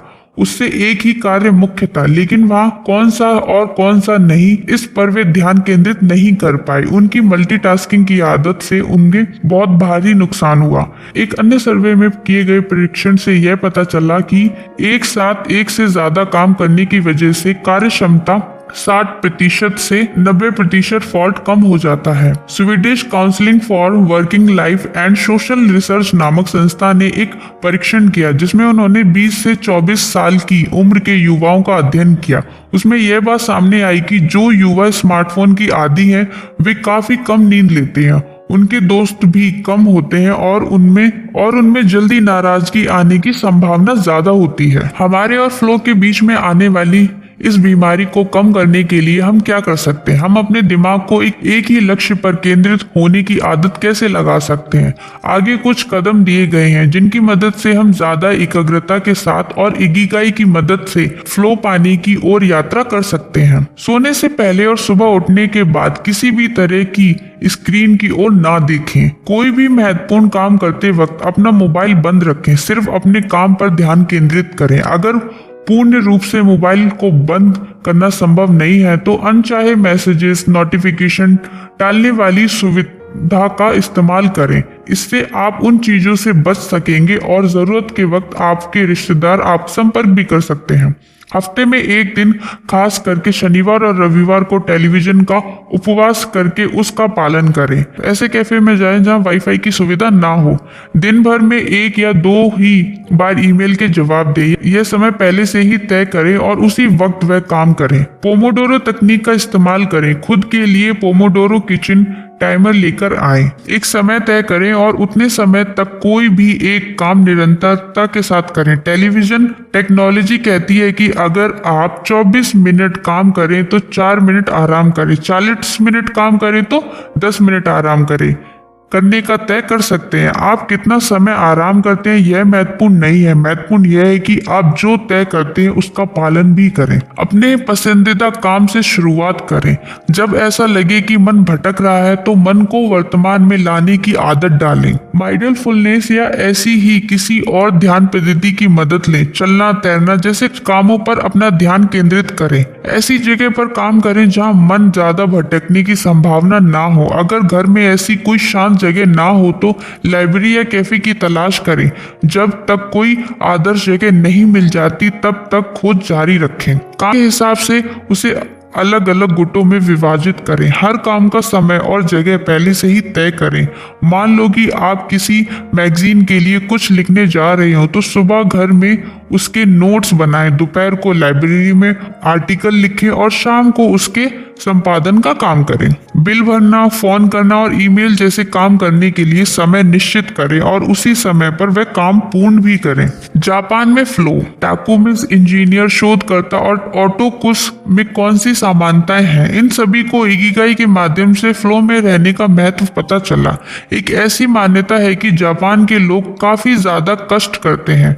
वे अपने कार्य को समर्पित होकर खुद को उसमें झोंक देते हैं। हालांकि जापान के लोग कहते हैं हम ज्यादा कष्ट नहीं करते, लेकिन सामने आने वाले को वैसा लगता जरूर है। वे चाहे कुछ भी कहें, लेकिन काम करते वक्त उनकी लगन और समस्या को जोड़ते वक्त वे जिस प्रकार में उसमें दिल और जान लगा देते हैं वह कला असाधारण है। जापानी भाषा सीखते वक्त जो पहला शब्द सिखाया जाता है वह है गबारू। उसका अर्थ है कि किसी काम को पूर्ण करते वक्त निरंतर से काम करते रहना। जापान के लोग छोटे से छोटे काम में भी तन मन लगाकर काम करते हैं। वे अपना पूरा होश खोकर काम में अपने आप को झोंक देते हैं। रिटायर होने के बाद भी खेत में जाकर धान की देखभाल करने वाले लोग हों या छुट्टी के बाद में कोबिनिस जैसी चीजें बेचने वाले अथवा दुकानों में काम करने वाले कॉलेज के विद्यार्थी हों, सभी के अंदर काम के प्रति एक अजीब सी आस्था आपको दिखाई देगी। आप अगर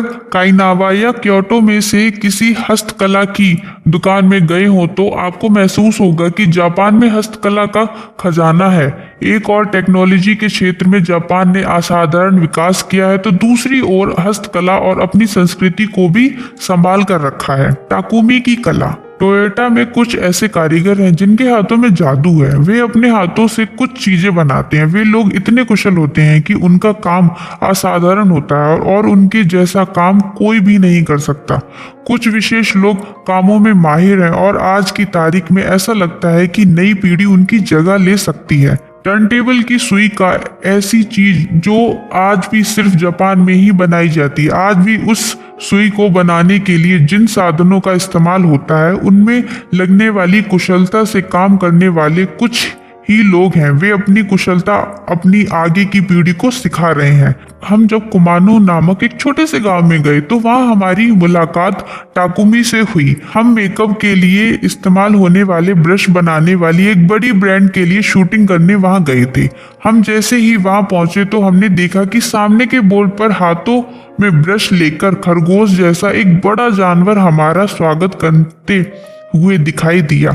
काफी सारे मंदिर, बाग बगीचे और कई सारे आकर्षण से वहां परिसर भरा हुआ था। एक कतार में बैठकर काम कर रहे कई सारे लोगों के हमारे लगभग 1 घंटा फोटो खींचे। सब अपने तय काम को पूरा करते रहे।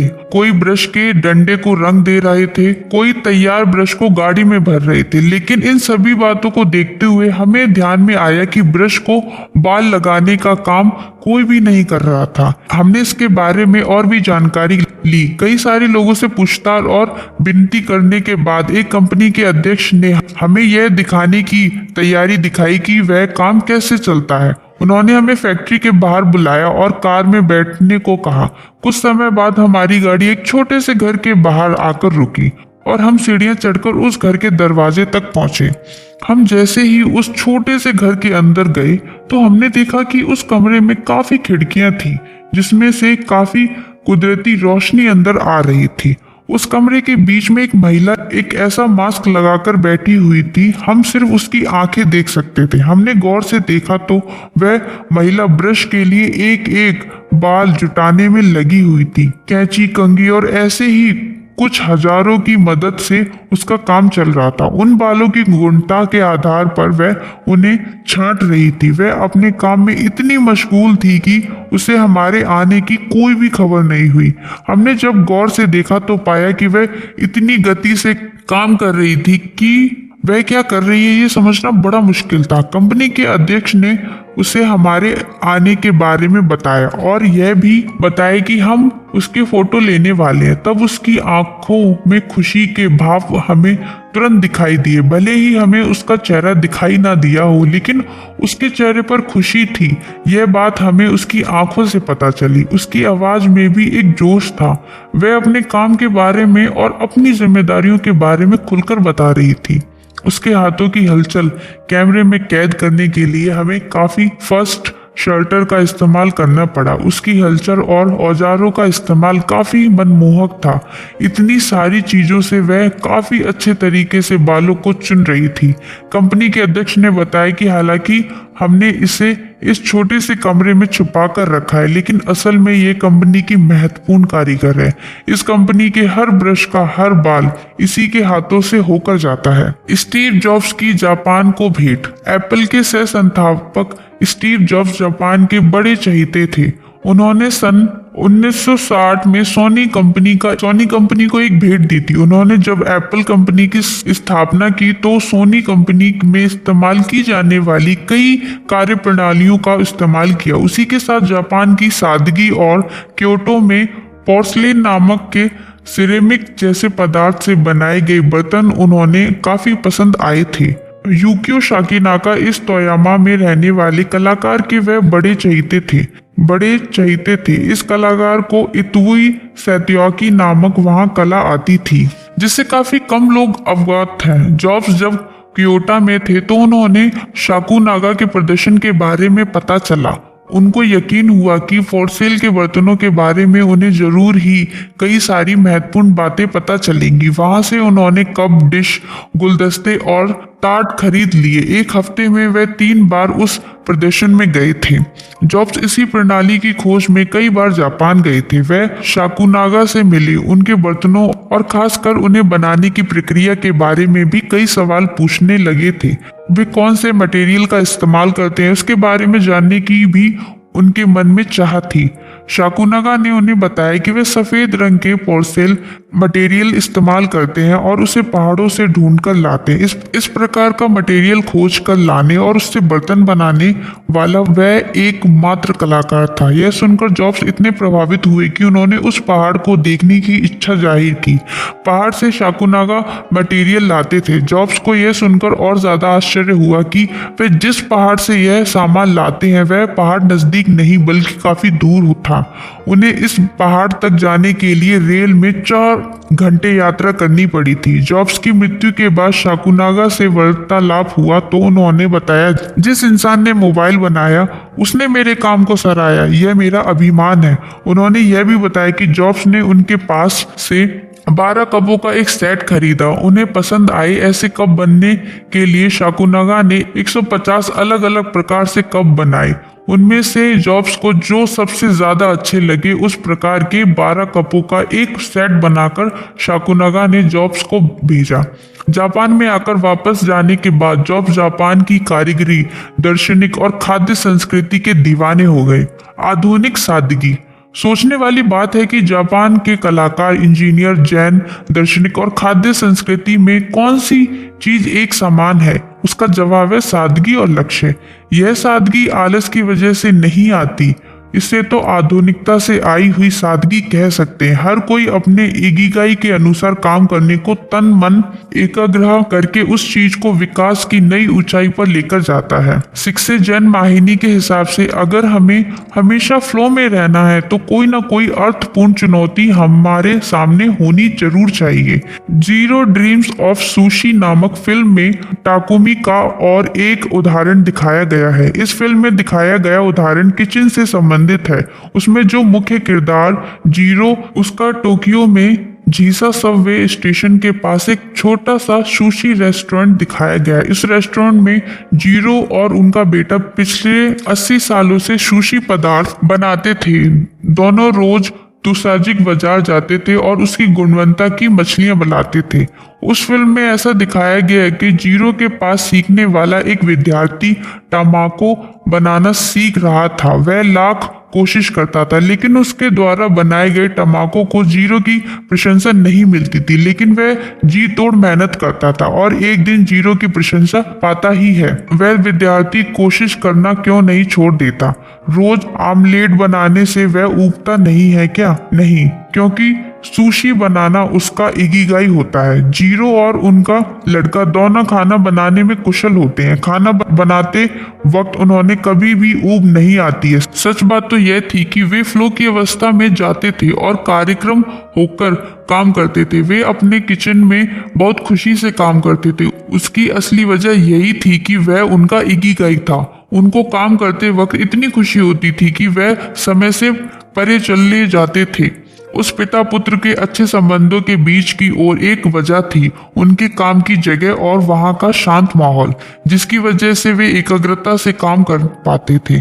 लेकिन हालांकि उनके काम के लिए कई सारे पुरस्कार मिले, लोगों ने उनके काम की सराहना की और मिशेलिन की ओर से उन्हें 3 तारांकित मानांकन भी मिले। फिर भी उन्होंने व्यवसाय को बढ़ने के बारे में या शाखाएं खोलने के बारे में कभी नहीं सोचा। वे अपने छोटे से होटल में एक साथ 10 लोगों के लिए खाना बनाते रहे।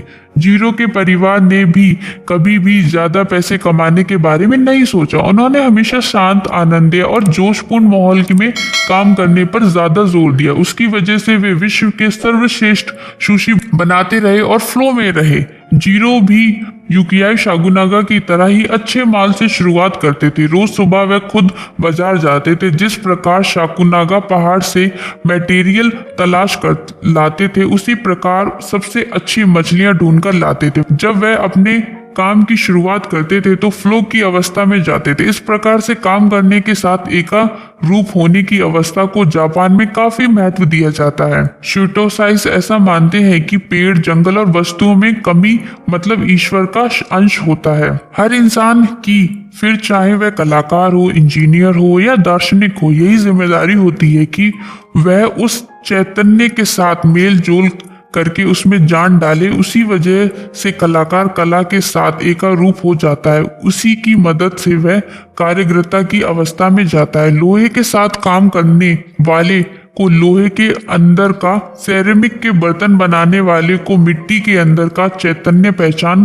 कर उसके साथ अपने आप को एकरूप करना चाहिए। जापान के लोग कुदरत और टेक्नोलॉजी को संयुक्त करने में माहिर हैं। वे कभी भी कुदरत और तकनीकी का युद्ध नहीं होने देते, बल्कि दोनों का एक साथ फायदा लेने में माहिर होते हैं। घिबली की शुद्धता। आज कुछ लोग ऐसा मानते हैं कि शेंटो की कुदरत के साथ एकरूप होने की क्षमता कम हो रही है। उसके सबसे बड़े और साहसी आलोचक और हायो मियाज़ाकी, उन्होंने स्टूडियो गिबली के माध्यम से कई सारे एनिमेटेड फिल्म्स बनाई। उनको उनका इकिगाई स्पष्ट था। उनकी लगभग हर फिल्म के इंसान, तंत्र ज्ञान, संभव कल्पनाएं और प्रगति देखने को मिलती है। शुरुआत में भले ही सभी एक दूसरे से लड़ते हुए दिखाई देते हैं, लेकिन बाद में सभी इकट्ठे हो जाते हैं। सेपरेट ओवे नामक फिल्म में उन्होंने एक ऐसी सेपरेट की कल्पना दिखाई जो कचरे के माध्यम से नदी के अंदर के प्रदूषण पर रोशनी डालती है। मियाज़ाकी की फिल्मों की विशेषता यही होती है कि जंगल में व्यक्ति रेखाएं होती हैं जो पेड़ और उनकी संभावनाएं होती हैं। रॉबर्ट की पंछियों के साथ दोस्ती होती है। राष्ट्र संबंधी माने गए मियाज़ाकी पूर्ण रूप से अपनी कला में डूबे रहते हैं। 1990 में बनाए गए सेलफोन का इस्तेमाल करते हैं और आज भी अपनी टीम के लोगों के हाथों से चित्र बनाने के लिए प्रेरित करते हैं। अपनी फिल्म का चित्रीकरण कागज पेन लेकर किया जाता है। किसी भी प्रकार के कंप्यूटर के इस्तेमाल के बिना काम करने वाला गिबली स्टूडियो अपने काम के एक विशेषता और पूरी तरह पारंपरिक तरीके से चलता है। उसका पूरे श्रेय दिग्दर्शक मियाज़ाकी को जाता है। जिन्होंने गिबली स्टूडियो देखा है उन्हें वहां रविवार का दृश्य पता होगा। आप परिवार को भी उस स्टूडियो में जाएं तो आपको किसी कोने में साधारण से कपड़े पहने हुआ एक इंसान बैठा व काम करते हुए दिखाई देगा। वह अपने काम में व्यस्त रहता है, बिना आपकी ओर देखे हाय कहकर आपका स्वागत करता है। मियाज़ाकी अपने काम को इतना पसंद करते हैं कि वे रविवार के दिन भी वे अकेले ही स्टूडियो में काम करते हैं और अपना दिन फ्लो में बिताते हैं। वे पूरा समय अपने इकिगाई में बिताते हैं। जो लोग वहां पर आते हैं वे भी मियाज़ाकी के काम में व्यतीत नहीं लगते। 2013 में मियाज़ाकी के रिटायर होने की घोषणा हुई। उनकी याद में NHK टेलीविजन ने एक जानकारीपूर्ण फिल्म बनाई जिसमें उनके रिटायर होने के आखिरी दिनों के कुछ लम्हे दिखाए गए थे। उसमें दिखाया गया था कि सारे लोग मीटिंग कर रहे हैं, कुछ घूम फिर रहे हैं, लेकिन मियाज़ाकी एक कोने में अपना काम करते हुए दिखाई दे रहे थे। और एक सीन में ऐसा दिखाया गया कि 3 दिसंबर को वो भी स्टूडियो खोलकर काम कर रहे थे। मियाज़ाकी काम करने की अपनी इस चाहत को रोक नहीं सकते। जिस दिन उन्होंने रिटायरमेंट ली उसके दूसरे ही दिन वे स्टूडियो में गए और एक कोने में बैठकर काम शुरू कर दिया। बाकी लोग समझ नहीं पाए कि वे क्या कर रहे हैं। उनके चेहरे देखने जैसे हो गए थे। उस दिन के 1 साल बाद उन्होंने घोषणा की कि वे फिल्म बनाना बंद कर देंगे, लेकिन जीवन के आखिरी पल तक चित्र बनाते रहेंगे। कोई अपने काम के साथ इतना जुड़ा हो, इससे अपने आप से ही प्रेरणा मिलती है, तो वह कभी रिटायर नहीं हो सकता। एकांतवास, ऐसे लोग सिर्फ जापान में हैं ऐसा कहना सही नहीं होगा। ऐसे कई सारे शतरंज कलाकार इत्यादि हैं जो जीवन के आखिरी पल तक काम करते हैं। आइंस्टाइन ने जब आखिरी सांस ली तो उसके कुछ क्षण पहले ही उन्होंने एक सूत्र लिखा था जिसमें यह बताया गया था कि विश्व के सभी फोर्सेस को इकट्ठा कैसे करना है। वह आखिरी पल तक वह काम करते रहे जो उन्हें सर्वाधिक आनंद देता था। वह कहते थे अगर मैं शतरंज ना बना होता तो संगीतकार बनता। जब भी वह भौतिक शास्त्र या गणित पर काम नहीं कर रहे होते थे तब यह वायलिन बजाते थे। सूत्रों की खोज करना और संगीत का आनंद लेना, यही तो उनके इकिगाई थे। इन दोनों कामों में उन्हें असाधारण आनंद मिलता था। कई बार बाकी लोग इन लोगों को लोगों में ना घुलने वाले या अकेले रहने वाले मानते थे, लेकिन लोगों से मिलने के समय बिताने की बजाय उन्हें अपने पसंदीदा कामों को समय देना ज्यादा पसंद आता था। यह ऐसे लोग हैं जो फ्लो में रहकर अपने जीवन का असाधारण इस्तेमाल करते हैं। उसकी एक मिसाल है कंदबरी कार हारुकी मुराकामी। वे काफी कम मित्रों से मिलते थे और लोगों को 2-4 साल में एक बार ही मिलते थे। अगर हमें हमेशा फ्लो में रहना है और इकिगाई हासिल करना है तो हमारे आजू बाजू का माहौल शांत, सुरक्षित और समस्या से परे होना चाहिए। यह बात आप काफी अच्छे तरीके से जानते हैं। माइक्रो फ्लो, रोज के काम में मिलने वाला आनंद। किसी कलाकारी के वक्त फ्लो को पाना मुमकिन है, लेकिन जब हमें कपड़े धोने हो, फर्श साफ करना हो या कामदाओं की तैयारी करनी हो तब क्या रोजगार के यह काम आनंददायी हो सकते हैं? शिजुकी के सबवे स्टेशन पर स्थित एक सुपरमार्केट में लिफ्टमैन को नौकरी पर रखा जाता है। वह ऐसे देखा जाए तो वहां की लिफ्ट तो सीधी सीधी ही होती हैं। अगर और ग्राहक सहजता से उनका इस्तेमाल कर सकते हैं। वह भी वहां के मालिकों को ऐसा लगता है कि ग्राहकों को के लिए दरवाजा खोलने और बंद करने वाला कोई व्यक्ति होना चाहिए। अगर आपने जानकारी ली हो तो आपको पता चलेगा कि सन 2008 से एक इंसान वहां पर काम कर रहा है। वह इंसान हमेशा जोश के साथ और खुशी से साथ अपना काम करता है, लेकिन सवाल यह है कि इतना उबाऊ काम कोई इंसान कितनी खुशी के साथ कैसे कर सकता है? वह काम करते वक्त उसे ऊब नहीं आती? अगर आपके उसके पास का अवलोकन करें तो आपको पता चलेगा वह सिर्फ बटन नहीं दबाता, वह तो काम की पूरी श्रृंखला को पूरा करता है। जब कोई इंसान लिफ्ट के पास आता है तो वह हल्की और मीठी आवाज में और थोड़ा सा झुक कर उसका स्वागत करता है, फिर उसे वह अंदर बुलाता है और बाकी अनोखे अंदाज में लिफ्ट का बटन दबाता है। सीसा जैन हिमानी उसे माइक्रोफ्लो कहते हैं। हम कई बार किसी क्लास में, सभा में या कार्यक्रम में ऊब जाते हैं और मनोरंजन का कोई साधन खोजते हैं। हम दीवार को कलर करते वक्त सीटी बजाते हैं। जब तक हमें किसी काम में चुनौती महसूस नहीं होती तब तक हम उस काम में खो नहीं पाते। छोटे छोटे कामों में खोकर उसमें आनंद प्राप्त करना ही माइक्रोफ्लो प्राप्त करने की अनोखी कला है। इसी वजह से हम अपने रोज के कामों में भी खुशी से कर सकते हैं। बिल गेट्स भी रोज शाम को बर्तन मांजते हैं। वह कहते हैं कि शांत होने और मन की शुद्धि में उन्हें उसका फायदा होता है। उसकी वजह से उन्हें बर्तन मांजना अच्छा लगता है। इतना ही नहीं, वह कोशिश करते हैं कि कल की तुलना में आज ज्यादा अच्छे तरीके से बर्तन मांजे। उन्होंने बर्तन धोने के लिए एक कार्यप्रणाली भी अब बनाई है, जैसे पहले थाली धोएंगे, फिर चम्मच, फिर बाकी की चीजें। यह उनकी माइक्रोफ्लो की पद्धति है। महान भौतिकी शास्त्र रिचर्ड फेयरमैन भी रोज के कामों में आनंद लेते हैं। सुपर कंप्यूटर बनाने वाले डब्ल्यू डैनियल हिलीज बताते हैं कि फेयरमैन को काम पर रखने के उद्देश्य से वह जब पहली बार उनसे मिले तो फेयरमैन ने पूछा कि उन्हें कौन सा काम करना है। असल में उन्हें काम देने वाले लोगों की कोई भी तैयारी नहीं थी। जब उन्होंने उन्हें गणित के कुछ सूत्र सिद्ध करने के लिए दिए, लेकिन फेयरमैन ने कहा कि यह सही काम नहीं है, आप मुझे कोई ऐसा काम दें जो वाकई फायदेमंद हो। तो हिलीस ने फेयरमैन को बाजू की दुकान में जाकर ऑफिस के लिए सामान लाने को कहा। यह काम उन्होंने खुशी से और हंसते हुए किया। जब फेयरमैन के पास कोई भी काम नहीं होता तो वह माइक्रोफ्लो में चलते जाते थे। कभी कभी वे ऑफिस की दीवारों को रंगने का काम भी करते थे। कुछ हफ्तों बाद जब उन्होंने ऑफिस में कुछ निवेशक आए तो उन्होंने ऑफिस की दीवारें देखकर कहा कि आपको ऑफिस की दीवारें को रंगने वाले इंसान को तो नोबेल पुरस्कार देना चाहिए। ध्यान मार्ग से तुरंत छुट्टी। परीक्षण के माध्यम से हम फ्लो की अवस्था में जल्दी पहुंच सकते हैं और ध्यान मन को प्रकाशित करने का सबसे प्रभावी माध्यम है।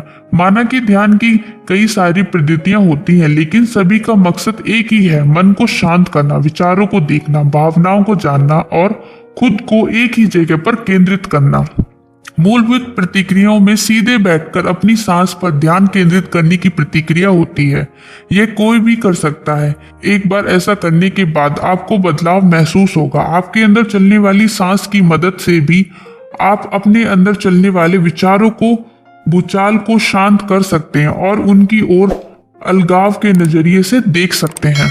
अगर हमें फ्लो में पहुंचना है तो ध्यान सबसे अच्छा तरीका है। हमेशा चलने वाले नोटिफिकेशन और स्मार्टफोन के संदेशों का यह सटीक इलाज है।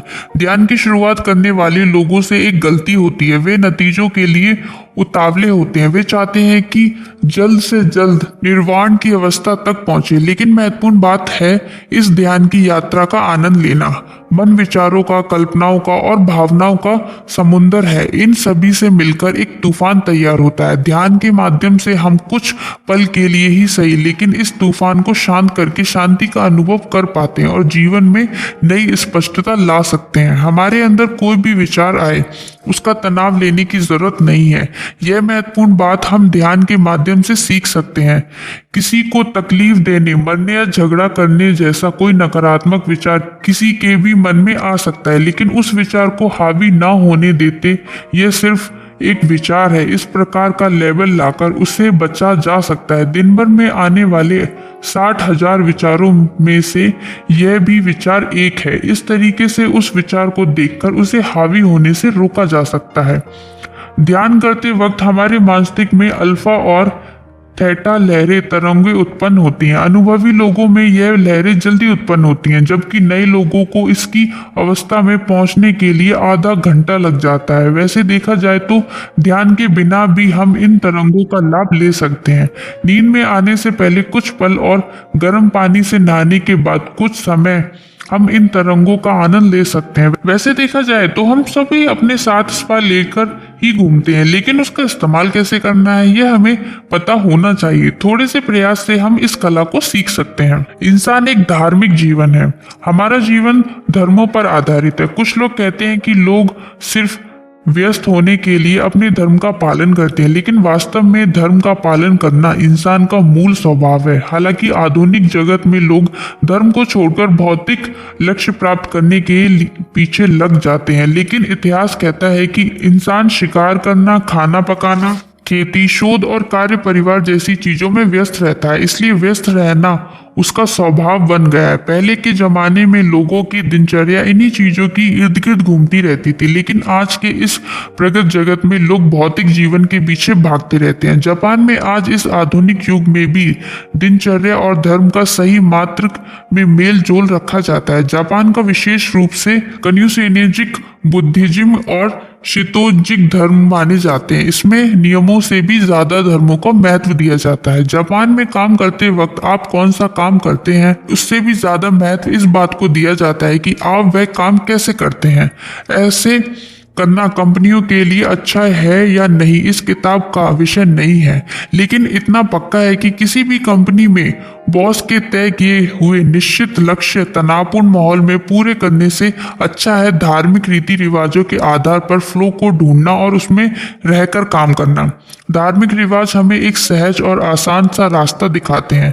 उसकी वजह से हमें फ्लो में जाने में मदद मिलती है। एकदम बड़ा लक्ष्य हो तो उसे हासिल करना हमें कठिन या असंभव लग सकता है, लेकिन रीति रिवाजों में हमें कदम कदम पर मार्गदर्शन मिलता है और उस रास्ते पर कैसे चलना है उसका परीक्षण भी मिलता है। इसलिए जब आपका लक्ष्य बड़ा हो तो उस लक्ष्य को टुकड़ों में विभाजित करें और उसमें से एक एक टुकड़ा पर हमला बोले।